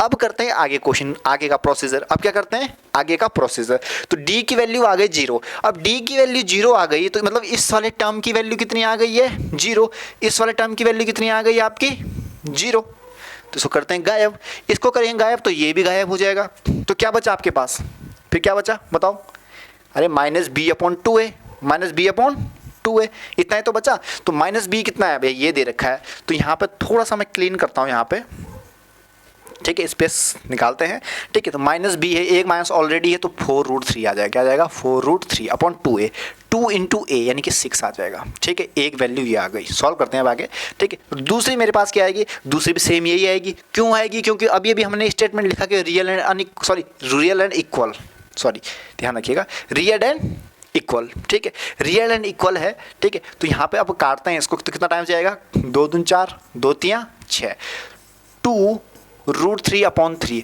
अब कभी कभी एग्जाम में कोई आंसर नहीं रहता है, कभी एग्जाम में आंसर नहीं रहता है, अगर ऑप्शनल में कभी कभी ऐसी कंडीशन दे तो नहीं रहता है, तो भैया √3 को √3 लिख दो, 2 अपॉन √3 आंसर आ जाएगा, ठीक है। यहाँ मैं इसको लिख सकता हूँ कि 2 अपॉन √3 भी इसका आंसर हो सकता है। कैसे, अरे देखो ना, इसको √3 लिखो, जैसे मैं √3 लिखूँगा तो एक √3 कर जाएगा 2 अपॉन √3। तो जो परफेक्ट आंसर जो इसका है, ये 2 हैं आपके परफेक्ट आंसर, ये नहीं होगा तो ये होगा, ये होगा तो ये नहीं होगा, ठीक है, कोई ये 2 होगा। तो इस तरीके से क्या करना है आपको, तो यहाँ से 2 चीज़ें वेरीफाइड हुई, एक आपका नेचर ऑफ द रूट पता चल गया, और दूसरा आपका क्या चला कि आपका जो सॉल्यूशन है क्वाड्रिक फार्मूला वो किस तरीके से होगा, ठीक है। तो पूरे चैप्टर को एक बार फिर से रिवाइज कर लेते हैं, ठीक है। बाकी आप लोगों ने क्वेश्चन तो पढ़ा ही है। देखो सबसे पहला पढ़ा हमने एक्सप्रेशन के बारे में, एक्सप्रेशन क्या था आपके पास, ठीक है। देखिए expansion, nature of the root और क्वाड्रिक फार्मूला, ठीक है। एक्सपेंशन ये होता है, उस पर क्वेश्चन कैसे होती है, आपकी क्वाड्रिक क्वेश्चन फॉर्मेशन कैसे होती है वो मैंने बताई यहाँ पे, ठीक है। आगे चलते हैं इसमें आपका नेचर ऑफ द रूट बताया मैंने, क्वाड्रिक फार्मूला के बारे में बताया और नेचर ऑफ द रूट बताया। कब आपका जब डी आपका ग्रेटर देन 0 रहेगा तो रियल एंड अनइक्वल रहेगा, डी इज इक्वल टू 0 रहेगा तो रूट सेम रहेंगे, और डी लेस देन 0 रहेगा तो रूट डज नॉट एग्जिस्ट, और we can say roots are imaginary. Clear हो गया। नेक्स्ट पार्ट में चलते हैं। नेक्स्ट में हमने क्या किया कि क्वेश्चन बताया कि नॉर्मल फॉर्म अगर मेरे पास दे रखी है तो किस तरीके से हम क्वेश्चन को क्या करते हैं, आपका सॉल्यूशन निकालते हैं, ये मैंने आपको यहाँ पे समझाया। सेकंड पार्ट में आपके पास कोई क्वेश्चन क्वाड्रिक होगी या नहीं होगी ये बताया। तीसरे पार्ट में मैंने क्या किया, कोई 2 एग्जांपल ले लिए, ठीक है। एक मैंने नॉर्मल क्वाड्रिक क्वेश्चन का लिया, एक मैंने क्या कर लिया, एक रूट वाला क्वेश्चन लिया, कैसे सॉल्व किया जाता है वो मैंने बता दिया। तीसरा पार्ट यहाँ पे आता है फ्रैक्शन वाला, कुछ नहीं है, फ्रैक्शन को सिंपल उसमें चेंज कर दो, कोई दिक्कत नहीं है क्वेश्चन में, ठीक है। और लास्ट में मैंने क्या किया, आप क्वाड्रिक फार्मूले पे रिलेटेड एक न्यूमेरिकल भी करवाया, एक या 2 न्यूमेरिकल कराया, दोनों में आपको ध्यान रखना है। एक में आपके रूट्स क्या आ गए थे, इमेजिनरी आ गए थे, और एक में आपके रूट्स क्या आ गए थे, इक्वल आ गए थे। तो ये है इस चैप्टर का पूरा कंप्लीट जो आपको पढ़ना है। मैंने जो एक चीज़ मुंह से बोली है, एक एक चीज़ अगर आपने ध्यान से सुनी होगी तो मुझे नहीं लगता कि आपको यहाँ से कोई भी चीज़ छूटेगी। बाकी आपको अगर वीडियो को डिटेल में पढ़ना है तो डिटेल के लिए मैंने वीडियो बनाई है, वहाँ पे आप देखो। ये आपकी मैराथन क्लास है, क्विक रिवीजन जिसे कहते हैं। यहाँ पे आपका क्विक रिवीजन हो रहा है पूरी बुक का, जो मैं आपको यूट्यूब पे करवा रहा हूँ। एग्जाम से पहले एक बार यहाँ इसको देख लेना, मुश्किल से 5-6 घंटे की रहेगी, देख लीजिए। एग्जाम जाने से पहले आपको पूरा चैप्टरों के बारे में पता चल जाएगा कि हमारे चैप्टर में क्या क्या है, क्योंकि बहुत सारे बच्चे क्या कह रहे हैं, पढ़ रहे हैं, क्या पढ़ रहे हैं, भगवान मालिक, अलग अलग चीज़ें पढ़ रहे हैं, ठीक है। आप लोगों को ये सब चीज़ नहीं पढ़नी है, आपको पढ़ना है मेन चीज़ जो सिलेबस से पूछा जा रहा है। सिलेबस में सिर्फ 3 चीज़ों के बारे में डिस्कस दे रखा है आपके, कंप्लीटिंग स्क्वायर मेथड भी वो भी हटा रखा है, बहुत कुछ हटा रखा है। तो टॉप वही करेगा जिसको पता है क्या पढ़ना है, क्या क्या नहीं पढ़ना है, वो जिसको ही पता है। और जो सोच रहा है कि एक क्वाड्रेटिक क्वेश्चन आ रहा है, पढ़ो रटो, कुछ नहीं होने का। ठीक है, तो अब चलते हैं आगे। अब पढ़ते हैं इसके बाद हम क्या पढ़ने वाले हैं आगे, linear equation in two variable. Linear equation in two variable, और we can say pair of a linear equation, pair of a linear equation. तो बच्चों अब पढ़ते हैं आपका linear equation in two variables. ठीक है, लीनियर इक्वेशन टू वेरिएबल का मतलब क्या है, पहले वेरिएबल को समझते हैं कि आपका लीनियर इक्वेशन क्या है। सबसे पहले समझते हैं आपका कि लीनियर इक्वेशन क्या है। देखिए जरा ध्यान से। ठीक है, लीनियर इक्वेशन, लीनियर इक्वेशन देखो, लीनियर इक्वेशन का अगर मैं आपको बताऊं तो मैंने जो वीडियोस बना रखी है लीनियर इक्वेशन पे, आप लोग जरा एक बार देख लेना अगर आप टाइम हो तो उन वीडियोस को देखना। मैंने बहुत बेसिक से बता रखा है और एडवांस लेवल तक बता रखा है, पूरा मैंने कंप्लीट करने की कोशिश करा है उसमें। ठीक है, तो आज की जो वीडियो है इसमें हम लोग बिल्कुल सिंपल बेसिक तरीके से करेंगे। ठीक है, तो ज़्यादा हेडेक लेने की ज़रूरत नहीं है, सोचने की ज़रूरत नहीं है कि सर हार्ड, कुछ नहीं, बिल्कुल सिंपल। देखो सबसे पहले लीनियर इक्वेशन का मतलब होता है ऐसा एक अलजेब्रिक एक्सप्रेशन, एक ऐसा चलो वाई को छोड़ो, अभी एक्स को लेते हैं। ठीक है, x plus 1 is equal to 0, ये मेरे पास कोई इक्वेशन है, ये मेरे पास क्या कोई इक्वेशन है। समझ में आ गया? इसको मैं लीनियर इक्वेशन कब बोलूँगा, जब आपकी वेरिएबल की पावर क्या रहेगी, आपकी 1 रहेगी। एट दैट टाइम पे हम कह सकते हैं कि ये आपका क्या है, एक लीनियर इक्वेशन। ये क्या है, एक लीनियर इक्वेशन है। यहाँ पे अगर ध्यान दोगे तो x की पावर कितनी है, 1 तो अंडरस्टूड रहता है, इसलिए हम इसको x लिखते हैं। क्लियर हो गया? तो ये लीनियर इक्वेशन हो गई। अब linear equation in two variables का मतलब क्या है, ये जरूरी जानने की जरूरत है। ठीक है, अब टू वेरिएबल है तो कुछ नहीं करना है, मैंने दो वेरिएबल ले लिए, x plus y plus 1 is equal to 0। ठीक है, ये मैंने दो वेरिएबल ले लिया। क्लियर हो गया? तो ये मेरे पास क्या हो गया, लीनियर इक्वेशन टू वेरिएबल। लेकिन यहाँ दोनों की वैल्यू आइडेंटिफाई करनी पड़ती है, then we can say this is a linear equation in two variable. समझ में आ गया? तो यही आपकी लीनियर इक्वेशन टू वेरिएबल है। अब इसमें सबसे पहला जो पॉइंट आता है लाइन। लाइन का मतलब आप क्या समझते हो? लाइन देखो, लाइन जो होती है, ठीक है, लाइन एक इनफाइनाइट सीरीज है पॉइंट्स की। ठीक है, जिसको अभी तक किसी ने डिफाइन नहीं किया गया है, क्योंकि आपकी जो लाइन होती है, लाइन का अगर मतलब समझें तो ये आपकी लाइन है, ये आपकी क्या है, लाइन है, इसको कहते हैं लाइन। ना ही वो इस साइड से एंड पॉइंट है, ना ही इस साइड से एंड पॉइंट है। अगर मैं बात करूं रे की बात करते हैं तो रे आपका ये है। रे का मतलब क्या है कि एंड स्टार्टिंग पॉइंट तो है लेकिन एंड पॉइंट नहीं है। लाइन सेगमेंट की अगर मैं बात करूं तो distance between two points, shortest distance between two points, that is called line, sorry line segment. ठीक है, तो ये तीन बेसिक डिफरेंस थे तीनों में। ठीक है, अब लाइन के क्वेश्चन की बात करते हो, ध्यान रखिएगा। ठीक है, वो क्या होती है, y is equal to M X plus C. M X plus C ये आपकी किसी स्ट्रेट लाइन की क्या होती है, आपकी एक इक्वेशन होती है।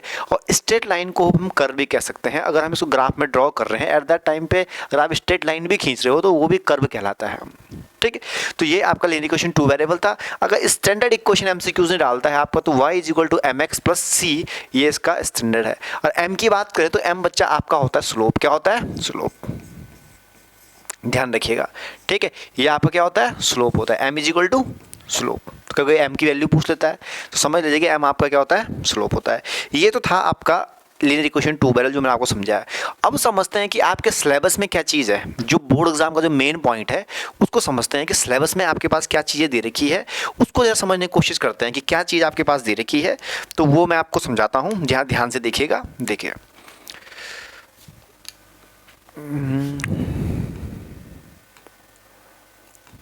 देखिए, ये आपका बोर्ड का सिलेबस है। ठीक है, क्लास 10th के बोर्ड का सिलेबस है आपका, एक complete syllabus linear equation two variable का। चैप्टर का ध्यान रखना। ठीक है, linear equation in two variable ये आपका चैप्टर है। अब ध्यान देते, इसमें कुछ कुछ पॉइंट्स हैं, इन पॉइंट्स को ध्यान से देखते हैं क्या क्या पॉइंट आपके पास दे रखे हैं। देखिए ज़रा। ठीक है, इसको थोड़ा मैं यहाँ से ऊपर बढ़ा देता हूँ, सॉरी टेढ़ा हो गया, यहाँ से बढ़ेगा ऊपर। देखिए, ये आपके पास पॉइंट्स आ जाते हैं। अब यहाँ पे समझते हैं क्या चीज़ें। देखिए, पहला जो आपके पास है, pair of linear equation two variable and graphical method of a solution, consistency and inconsistency. ठीक है, ग्राफिकल मेथड की अगर मैं बात करूँ तो यहाँ थोड़ा ग्राफ की दिक्कत आ जाती है। इसके लिए मैंने graphical method of linear equation two variable का मैंने वीडियो लिंक डाल दूंगा मैं डिस्क्रिप्शन में, वहाँ आप लोग देख लीजिएगा। मैंने बहुत अच्छे से इसको डिटेल में समझाया वहाँ पे कैसे आप ग्राफ को ड्रॉ करोगे। ये आप लोग होमवर्क में देख लीजिएगा, क्योंकि यहाँ से वैसे बहुत कम चांसेस रहता है कि यहाँ से क्वेश्चन बनेगा, बहुत कम चांसेस रहेंगे क्वेश्चन यहाँ से बनेगा। ठीक है, लेकिन बन सकता है, पॉसिबिलिटी है। क्लियर हो गया। दूसरी चीज़ क्या है यहाँ पे जो मेन चीज़ है, ठीक है, अलजेब्रिक कंडीशन सबसे इंपॉर्टेंट टॉपिक आता है जहाँ से आपका एमसीक्यू 101% तो बनना ही बनना है। ठीक है, कंडीशंस की बात करते हैं। कंडीशन में क्या आता है आपके पास कि भैया जो आपकी लाइन है, ठीक है, वो लाइन क्या है, ठीक है, इंटरसेक्टिंग है, ठीक है, या वो पैरेलल है, ठीक है, या वो कोइंसिडेंट है, या वो क्या है आपकी कोइंसिडेंट है। ये तीन कंडीशंस होती है, वही यहाँ पे काउंट होती है आपकी, ठीक है, condition of a linear equation. ठीक है, उसके बाद आता है solution of pair of linear equation. अब भैया दो इक्वेशन दे रखी है तो सॉल्यूशन भी होगा, और सॉल्यूशन के सिर्फ दो मेथड यहाँ पे इन्होंने मेंशन किए हैं। वो कौन से किए हैं? एक तो आपका सब्स्टिट्यूशन मेथड लिखा है, वो ये आपका सबसे इजीएस्ट मेथड इसे कहते हैं। दूसरा इससे भी इजी है, वो आपका क्या है, एलिमिनेशन मेथड। और तीसरा आपका सिंपल सिचुएशन प्रॉब्लम्स। ठीक है, तो ये आपका कंप्लीट सिलेबस है बोर्ड एग्जाम का। इससे बाहर आपको पढ़ने की ज़रूरत नहीं है, इतना ही आप पढ़ोगे। सिलेबस की मैं एक बार फिर से पूरी वीडियो बना लूँगा, तो आप लोग वहाँ पे देख लेना। ठीक है, बाकी इससे बाहर आपको पढ़ने की ज़रूरत नहीं, बिल्कुल भी पढ़ने की ज़रूरत नहीं। यही आपका मैक्सिमम है, यही आपका मिनिमम है। ठीक है, एक्स्ट्रा चीज़ें बहुत सारे कुछ चैप्टर में है, वो चीज़ें आपको पढ़ने की ज़रूरत नहीं है। ठीक है, समझ में आ गया होगा आप लोगों को।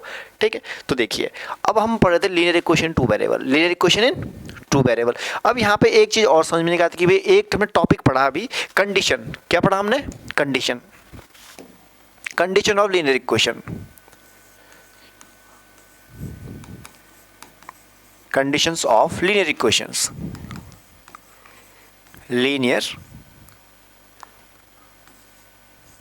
इक्वेशन। ठीक है, इनका जो ध्यान रखते हैं, ये क्या चीज़ होती है। कंडीशन की बात करते हैं, पहले जो कंडीशन हमारे पास आती है, आपकी लाइन क्या हो सकती है। ठीक है, तो आपकी पहली लाइन क्या हो सकती है कि भैया क्या होती है, इंटरसेक्टिंग हो सकती है। ठीक है, एक पहली कंडीशन ये है। दूसरी कंडीशन की बात करते हैं कि भैया पैरेलल हो सकती है। ठीक है, तीसरी कंडीशन की बात करते हैं भैया कोइंसिडेंट हो सकती है। क्या हो सकती है? कोइंसिडेंट होती है। ये तीन आपकी क्या है, आपकी पैरेलल या कोलिनियर भी आप कह सकते हो। ठीक है, तो तीन कंडीशन आपकी होती है यहाँ पे लीनियर इक्वेशन टू वेरिएबल्स की।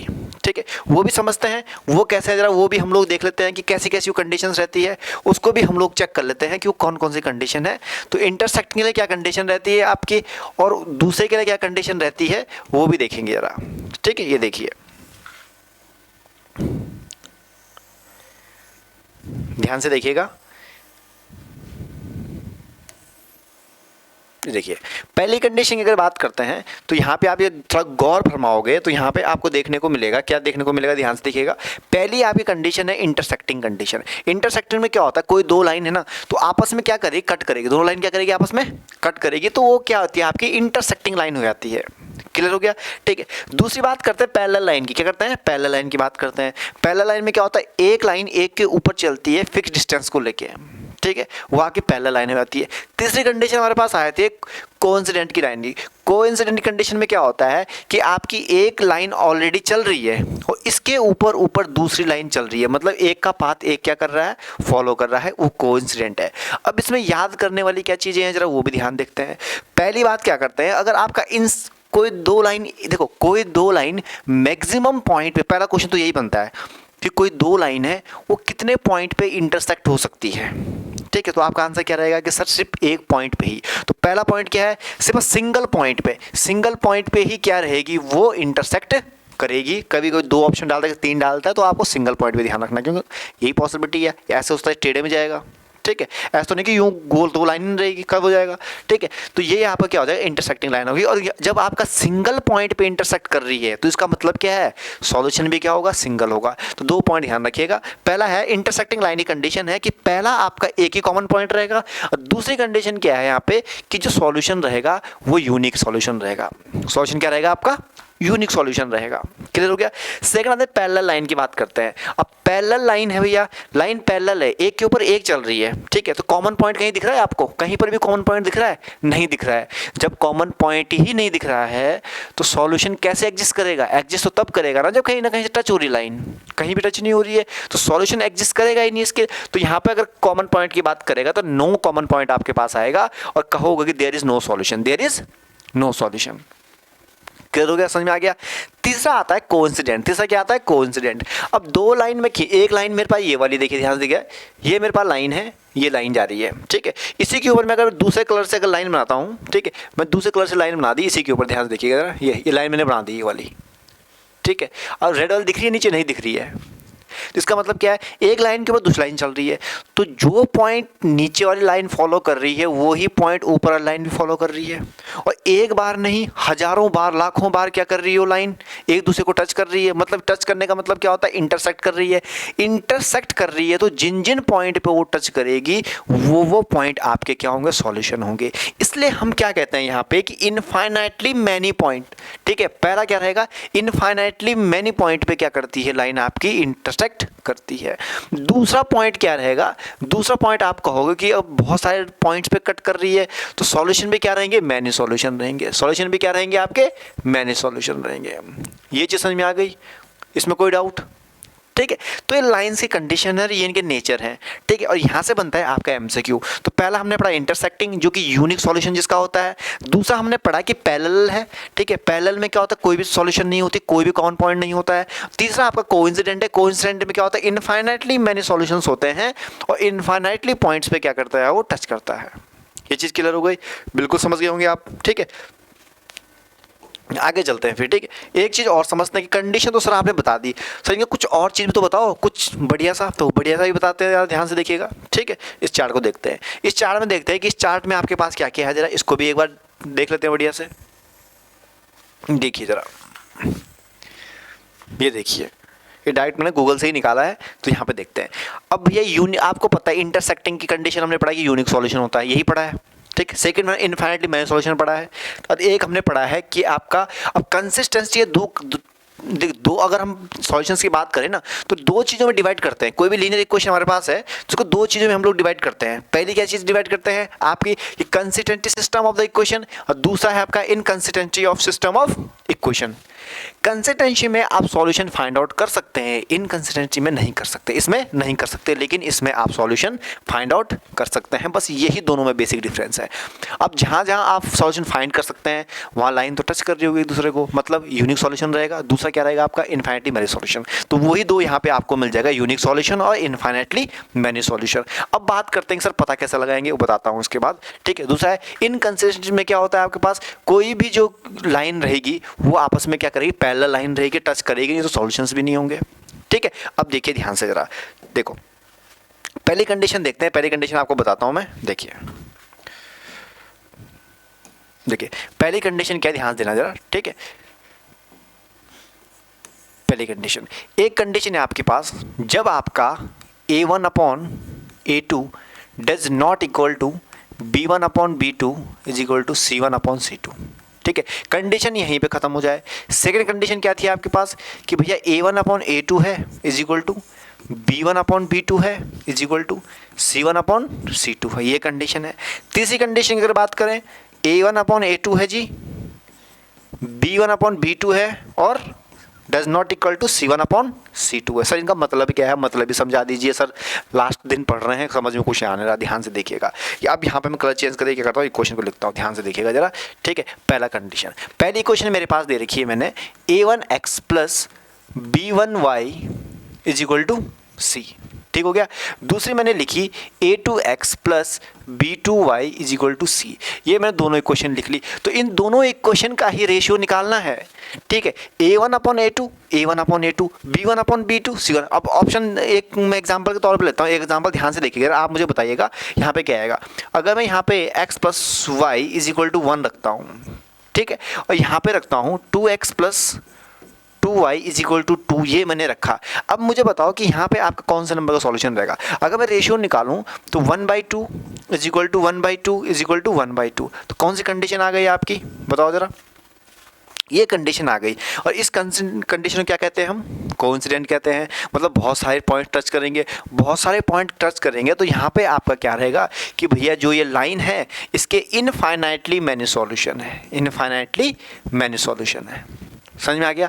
तो इस तरीके से यहाँ पे कंडीशन वेरीफाइड होती है, बस ये चीज़ आपको ध्यान रखना है। और यहाँ से 1 मार्क्स का क्वेश्चन एमसीक्यू में 100% आएगा, ठीक है। जो आपका अलजेब्रा का वेटेज है वो मैं आपको ऑलरेडी बता चुका हूँ कितना वेटेज है, वो ध्यान रखिएगा। और यहाँ से जो क्वेश्चन बनेगा वो इस टॉपिक से ही बनेगा जितना मैंने यहाँ पे बताया, बिल्कुल शॉर्ट तरीके से बताने की कोशिश करिए। जो मेन पॉइंट है, फालतू रामायण तो बुक में बहुत कुछ लिखा है, ठीक है, कोई एडिशनल बुक आप यूज़ करते हो उसमें बहुत कुछ लिखा है, तो वो चीज़ आपको नहीं देखनी है, आपको सिर्फ इतना ही यहाँ पे क्या करना है, गौर करना है। क्लियर हो गया। जब आगे चलते हैं कि भैया आगे भी जरा देखते हैं आगे हमारे पास क्या क्या आता है, इसमें दूसरी चीज़ भी देखते हैं ना, ठीक है। अब एक चीज़ आता है आपके पास, ठीक है, सब्स्टिट्यूशन मेथड, ध्यान दीजिएगा, सब्स्टिट्यूशन मेथड पहला, ठीक है।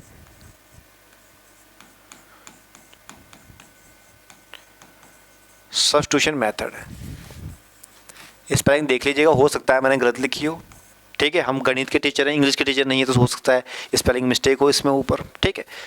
बाकी मुझे नहीं पता, इंग्लिश मेरी कमज़ोर है, तो भैया हम हिंदी मीडियम वाले हैं, कोई दिक्कत नहीं है। देखो सब्स्टिट्यूशन मेथड में क्या होता है, जैसे आप क्रिकेट खेलते हो ना, तो प्लेयर सब्स्टिट्यूट करते हो, वही चीज़ एग्जैक्ट वहाँ पे है, ठीक है। ध्यान से देखिए, कैसे एग्जाम्पल ख्याल से समझाता हूँ। अगर आपके पास मैंने कोई क्वेश्चन दिया कि सर x + y = 1 है, ठीक है, और x - y = 1 है सर, सॉल्यूशन निकालो जी क्वेश्चन का। पहले तो मुझे बताओ लाइन क्या है आपकी, इंटरसेक्टिंग लाइन है, लाइन क्या है आपकी, इंटरसेक्टिंग है। क्यों? क्योंकि a1 1/1 आ रहा है, that is not equal to, यहाँ भी आपके पास क्या आ गया, 1/-1 आ गया, तो मतलब दोनों इक्वल नहीं है, तो लाइन क्या आ गया, इंटरसेक्टिंग आ गया। पहला पॉइंट तो यही हो गया, इंटरसेक्टिंग है। अब जब इंटरसेक्टिंग है तो सॉल्यूशन निकालोगे। ध्यान रखिएगा, कभी भी सॉल्यूशन करोगे तो सॉल्यूशन करने से पहले ये चेक करना बहुत जरूरी है कि इसका सॉल्यूशन है भी या नहीं है। अगर नहीं है तो लिख दो नो सॉल्यूशन, सॉल्व करने की जरूरत नहीं है। ऐसा ना हो कि पूरी रामायण करने के बाद लास्ट में आंसर नहीं आ रहा, फिर बहुत सर पता नहीं क्या हुआ। दिमाग में ये चीज़ ध्यान रखनी, एग्जाम में जब बैठोगे ना तो हमें प्रेशर इतना ज़्यादा है कि ये चीज़ सोचता नहीं है, तो इस चीज़ प्रैक्टिस से होगी, रोज जब पढ़ोगे तो वो चीज़ याद रहती है हमेशा, ठीक है। इंटरसेक्टिंग है तो सॉल्यूशन निकाल सकते हैं। देखो सब्स्टिट्यूट का मतलब क्या है, सब्स्टिट्यूट का मतलब होता है कि भैया इस इक्वेशन से मैं क्या करूँगा, वैल्यू निकालूंगा और इस वाली में डाल दूंगा, इस वाली में डाल दूंगा। अब यहाँ से अगर मैं x की वैल्यू फाइंड आउट करता हूँ तो यहाँ x की वैल्यू क्या आ जाएगी बताओ जरा, y+1 आ जाएगी। इसे समझ में आ गया। दूसरी वाली से किससे निकाला मैंने, दूसरी वाली इक्वेशन से, ठीक है। दूसरी वाली इक्वेशन से मैंने x की वैल्यू निकाल दी, क्या निकाली मैंने, y+1, क्यों y गया उधर तो y+1 हो गया। अब जो ये वैल्यू है इसको सब्स्टिट्यूट करेंगे इक्वेशन फर्स्ट में, किसमें सब्स्टिट्यूट करेंगे, इक्वेशन फर्स्ट में। जैसे मैं इसमें डालूंगा इसको तो मेरे पास क्या आ जाए, y+1 = 1, यही मेरे पास आ गया। तो भैया 2y = 1 में ऐसा हो गया 0, तो y की वैल्यू बच्चा यहाँ पे आ गई आपके पास 0। y की वैल्यू कितनी आ गई है, 0। और जब y की वैल्यू 0 आई है तो वो इसमें डाल दो, y की वैल्यू 0 आई है तो भैया x की वैल्यू कितनी आ जाएगी यहाँ पे, 1 आ जाएगी। कैसे आई, ध्यान से देखिएगा, 0 यहाँ पे था, मैंने 0 यहाँ डाल दिया तो x = 1 आ गया। सिंपल सा है, ठीक है। तो आपका जो सॉल्यूशन रहेगा इस इक्वेशन का वो आपका क्या रहने वाला है, 1,0 1,0। ये दो पॉइंट ऐसे हैं, सॉरी एक एक्स्ट्रा पॉइंट है, ये पॉइंट एक ऐसा है यदि मैं इस पॉइंट को इक्वेशन फर्स्ट में डालता हूँ तब भी सेटिस्फाई करेगा और दूसरे में डालता हूँ तब भी सेटिस्फाई करेगा, तो इसी को हम कहते हैं सब्स्टिट्यूशन मेथड। इसी को हम क्या कहते हैं, सब्स्टिट्यूशन मेथड। ध्यान रखिएगा।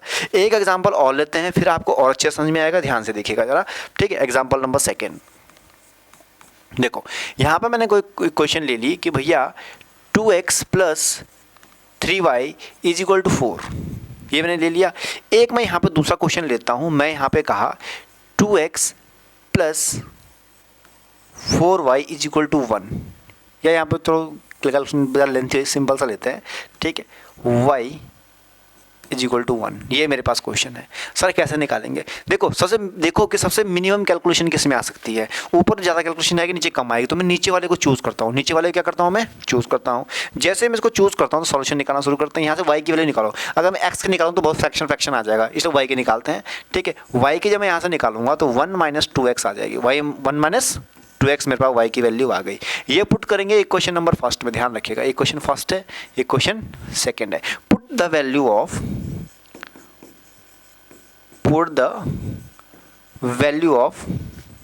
y in equation number first, ठीक है।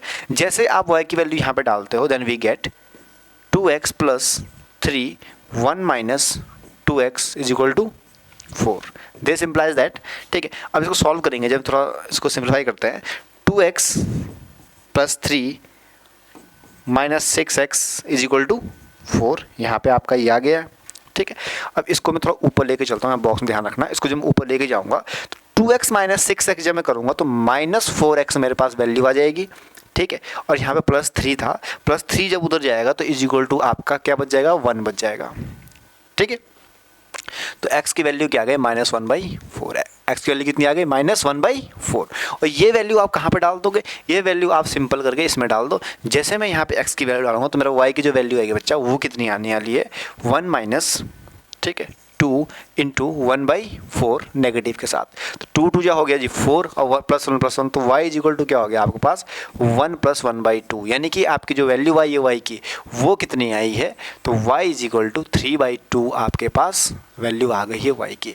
तो जो पॉइंट है आपका तो -1/4, 3/2, ठीक है, ये जो पॉइंट है यही पॉइंट क्या है आपका सॉल्यूशन ऑफ द इक्वेशन है, यही पॉइंट क्या है आपका सॉल्यूशन ऑफ द इक्वेशन है, ये ध्यान रखिएगा आप लोग। ठीक है, तो this is called a substitution method, this is called substitution method. Now we start next method, that is elimination method, that is elimination method. ध्यान से देखिएगा, देखिए सेकंड जो हमारा टॉपिक है एलिमिनेशन मेथड, इसमें हम क्या करते हैं, एलिमिनेट करते हैं। इसमें क्या करते हैं हम लोग, एलिमिनेट करते हैं। क्रिकेट में करते हैं, क्रिकेट एग्जाम्पल समझते हैं। देखिएगा यहाँ पे मैंने क्या किया, 2x + 3y is equal to 4 मैंने यहाँ पे वैल्यू लिख दी। ठीक है, सेकेंड है मैंने यहाँ पे क्या किया, ध्यान से देखना जरा। ठीक है, x + y is equal to 1 मैंने यहाँ पे लिख दिया। अब बताओ जी, पहले तो सबसे पहले यही चेक कर लो। ठीक है, इसको एक क्वेश्चन फास्ट मान लो। ठीक है, ये क्वेश्चन सेकंड है, दोनों को चेक करो क्या लाइन इंटरसेक्टिंग है या नहीं है। यहाँ देखो 2/1 3/1 यानी कि इंटरसेक्टिंग है। A1/A2 does not equal to B1/B2। ठीक है, तो यहाँ पे एलिमिनेट कैसे करेंगे, ध्यान से देखिए। ऊपर 2x है, ऊपर क्या है आपके पास 2x है। ठीक है, नीचे x है, ऊपर 3y है, नीचे y है। या आप y को 3y कर दो या x को 2x कर दो। ठीक है, तो मैं क्या करता हूँ, इसको 2x करते हैं नीचे वाले को। तो नीचे वाले को जब मैं क्या करूँगा, तो 2x तो 2 से मल्टीप्लाई कर दिया, यहाँ भी 2 से मल्टीप्लाई होगा और यहाँ पर भी 2 से मल्टीप्लाई होगा। अब कर दो जी माइनस, अब कर दो जी इसको माइनस। लेफ्ट हैंड साइड को लेफ्ट हैंड साइड में माइनस करो, राइट हैंड साइड को राइट हैंड साइड में माइनस करो। अब माइनस करने का तरीका सिखाता हूँ, साइन अपोजिट कर दो। देखो 2x यहाँ पॉजिटिव है, 2x यहाँ पे क्या है आपका पॉजिटिव है, तो इसको कर दो नेगेटिव। इसको क्या कर दो नेगेटिव। ये पॉजिटिव है, इसको भी कर दो जी नेगेटिव, और जो पॉजिटिव है इसको कर दो नेगेटिव। मतलब साइन चेंज करना है, जो पॉजिटिव उसको नेगेटिव कर दो, नेगेटिव है वो पॉजिटिव कर दो। जैसे मैं इसका सॉल्यूशन निकालूंगा, अब मेरे पास क्या वैल्यू आ रही है, ध्यान से देखिएगा। 2x में से 2x तो कैंसिल हो गया। ठीक है, 3y में से 2y गया आएगा तो सिर्फ y बचेगा, ये चीज़ भी क्लियर हो गई। 4 में से 2 जाएंगे तो भैया 2 ही बचेगा, यानी कि y की वैल्यू आ गई 2। y की वैल्यू क्या आ गई 2। सिंपल सा मेथड है, इससे इजीएस्ट वे लीनियर इक्वेशन को सॉल्व करने का पॉसिबल नहीं है, सबसे ईजी वे है। ठीक है, एक दूसरा तरीका भी होता है, बहुत शॉर्ट ट्रिक है उसकी, वो मैं समझाऊंगा। आप पहले 10th पास कर लो, जब हम क्लास 12 में पहुंचेंगे तो वहाँ पे हम लोग करेंगे इस चीज़ को। ठीक है, सिखाएंगे आपको बहुत अच्छे से। सिखाने को तो बहुत कुछ दिल चाहता है, बस आप लोग प्यार नहीं दिखा रहे हो, वो अलग चीज़ है, इसलिए मन भी नहीं कर रहा है। ठीक है, आप लोग प्यार दिखाए तो हम वो भी कर देंगे। ठीक, अब y = 2 आपके पास यहाँ पे आ गया, तो x की वैल्यू निकाल लो। किस जो y की वैल्यू आई है वो किसी में भी डाल दो। सपोज मैंने फर्स्ट में डाल दी, क्या किया मैंने फर्स्ट में डाल दी। जैसे मैंने फर्स्ट इक्वेशन में डाली, देन वी गेट 2x + 2 की वैल्यू तो कितना आएगा 6 इज इक्वल टू 4 आ गया। तो 2x इज इक्वल टू -2 मेरे पास आ गया, तो x इज इक्वल टू -1 मेरे पास यहाँ वैल्यू आ गई। तो जो पॉइंट मेरे पास आया है वो -1, 2 मेरे पास वो पॉइंट है जो क्या करता है, दोनों इक्वेशन को क्या करता है, सेटिस्फाई करता है। इसी को हम कहते हैं एलिमिनेशन मेथड, इसी को हम लोग क्या कहते हैं, एलिमिनेशन मेथड। ठीक है, एक क्वेश्चन और करते हैं, फिर आपको अच्छा समझ में आएगा। ध्यान से देखिएगा जरा, पहले ध्यान से देखिएगा। ठीक है, एग्जांपल नंबर सेकंड, एक मात्र में 2, भाई इतना ही, इस चैप्टर इतना ही है, मैं बता दूं आपको। बाकी आपका वैल्यू बेस्ड क्वेश्चन आता है वो आप खुद कर लीजिएगा, कोई दिक्कत वाली बात नहीं है। ठीक है, इतना हम लोग इसमें नहीं कराएंगे, मेन चीज़ आपको बता रहा हूँ सिलेबस के अकॉर्डिंग जो आपको पढ़ना है। ठीक है, एलिमिनेशन की बात करते हैं। यहाँ मैंने ले लिया 3x + 4y is equal to 2। ठीक है, एक क्वेश्चन में यहाँ पे लेता हूँ, मैंने यहाँ पे ले लिया 6x + 8y is equal to 4। Clear हो गया। ठीक है, अब बताओ जी, ये आपकी क्वेश्चन नंबर फर्स्ट है। ठीक है, ये भी आपकी क्वेश्चन नंबर सेकंड है।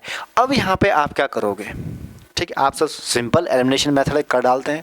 अरे भाई सीधी सी बात है, एलिमिनेशन मेथड से कैसे करोगे इसको अगर आप ध्यान से देखोगे, ठीक है, तो यहाँ पे आ रहा जी 1/2 is equal to 1/2 is equal to 1/2। ठीक है, इसका मतलब क्या है सर, अभी भी समझ में नहीं आया। अरे भाई साहब A1/A2 is equal to B1/B2 is equal to C1/C2। इसका मतलब जो ये लाइंस हैं ये दोनों एक दूसरे के कोइंसिडेंट है। कोइंसिडेंट इनफाइनाइटली मैनी सॉल्यूशन यहाँ पे आपका आंसर रहेगा। तो यहाँ पे आप डायरेक्ट लिख सकते हो, ठीक है। क्या लिखोगे? Infinite many solution, infinite many solution, many solution. Clear हो गया? आपको आगे सॉल्व करने की जरूरत ही नहीं है और यहीं पे आपके मार्क्स फुल आ जाएंगे। बस इतना सा चेक करना है। लेकिन एक क्वेश्चन को सॉल्व करने से पहले ये चीज़ आपको अपने दिमाग में बिठानी है कि हाँ भाई ये चीज़ क्लियर करनी है। समझ में आ गया? बहुत बढ़िया, ठीक है। अब चलते हैं आगे। तो ऑलमोस्ट ये चैप्टर आपका लीनियर इक्वेशन 2 वेरिएबल हो गया फिनिश। मैंने आपको इसको मोटा मोटा आइडिया दे दिया कि कैसे कैसे करना है, ठीक है। ये भी आपका एलिमिनेशन मेथड का क्वेश्चन है। उसके बाद आपका क्या है? सब्स्टिट्यूशन मेथड है। ये भी मैंने आपको बता दिया कैसे कैसे करना है, ठीक है।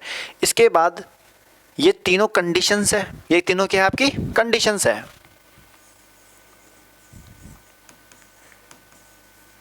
कंडीशंस, ठीक है। कब आपका यूनिक सॉल्यूशन रहेगा? इस कंडीशन में आपका यूनिक सॉल्यूशन रहेगा, ठीक है। इसकी अगर बात करें तो इसका क्या रहेगा? आपका infinitely many solution, many solution, ठीक है। और इसमें आपका रहेगा नो सॉल्यूशन। क्या रहेगा आपका? No solution. बस यहाँ से एक क्वेश्चन आना है 100%। एक वैल्यू बेस्ड क्वेश्चन आएगा। एक आपके देखो 3 क्वेश्चन आएंगे चैप्टर से। एक बनेगा यहाँ से, सीधा जो बात है क्लियर बताता हूँ, ठीक है। एक क्वेश्चन बनेगा यहाँ से, दूसरा बनेगा आपका एलिमिनेशन सब्स्टिट्यूशन, किसी एक मेथड में पूछ लेगा। तीसरा क्वेश्चन बनेगा वैल्यू बेस्ड क्वेश्चन का काम खत्म। समझ में आ गया भाई? इतना ही पूछेगा इस चैप्टर से। फालतू दिमाग पे माथा पिच्ची करने की जरूरत नहीं है, कुछ पढ़ने की जरूरत नहीं है। या ग्राफिकल मेथड पूछ लेगा, या एलिमिनेशन मेथड पूछ लेगा, या सब्स्टिट्यूशन मेथड पूछेगा। किसी के एक पे क्वेश्चन पूछेगा। बस 3 मेथड पढ़ने तुम्हें, एक क्वेश्चन कर लेना, तीनों को बात खत्म, ठीक है। फिर एक क्वेश्चन यहाँ से बनने वाला है, इतना ही पूछेगा इसमें, ठीक है।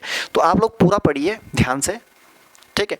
और इस जो मैथनी क्लास है काफ़ी लंबी क्लास जा रही है, ठीक है। मैं भी कंटिन्यू लगा हुआ हूँ तो उस वजह से गला भी सूख रहा है। तो इस क्लास को काफ़ी लंबी हो जा चुकी है ऑलरेडी ये, ठीक है। 2-2.5 घंटे की 3 चैप्टर हमने कवर करे हैं। पहला हमने पॉलिनोमियल कवर किया है, दूसरा हमने इसमें कौन सा कवर किया है मैं तो भूल ही गया पढ़ाते पढ़ाते, ठीक है। दूसरा हमने क्वाड्रेटिक इक्वेशन इसमें कवर किया है, और तीसरा हमने इसमें लीनियर इक्वेशन 2 वेरिएबल कवर किया है, ठीक है। कोशिश करेंगे नेक्स्ट मैराथन में आपको और अच्छे समझाने की, ठीक है। तब तक के लिए नमस्कार, धन्यवाद, आपका दिन शुभ हो।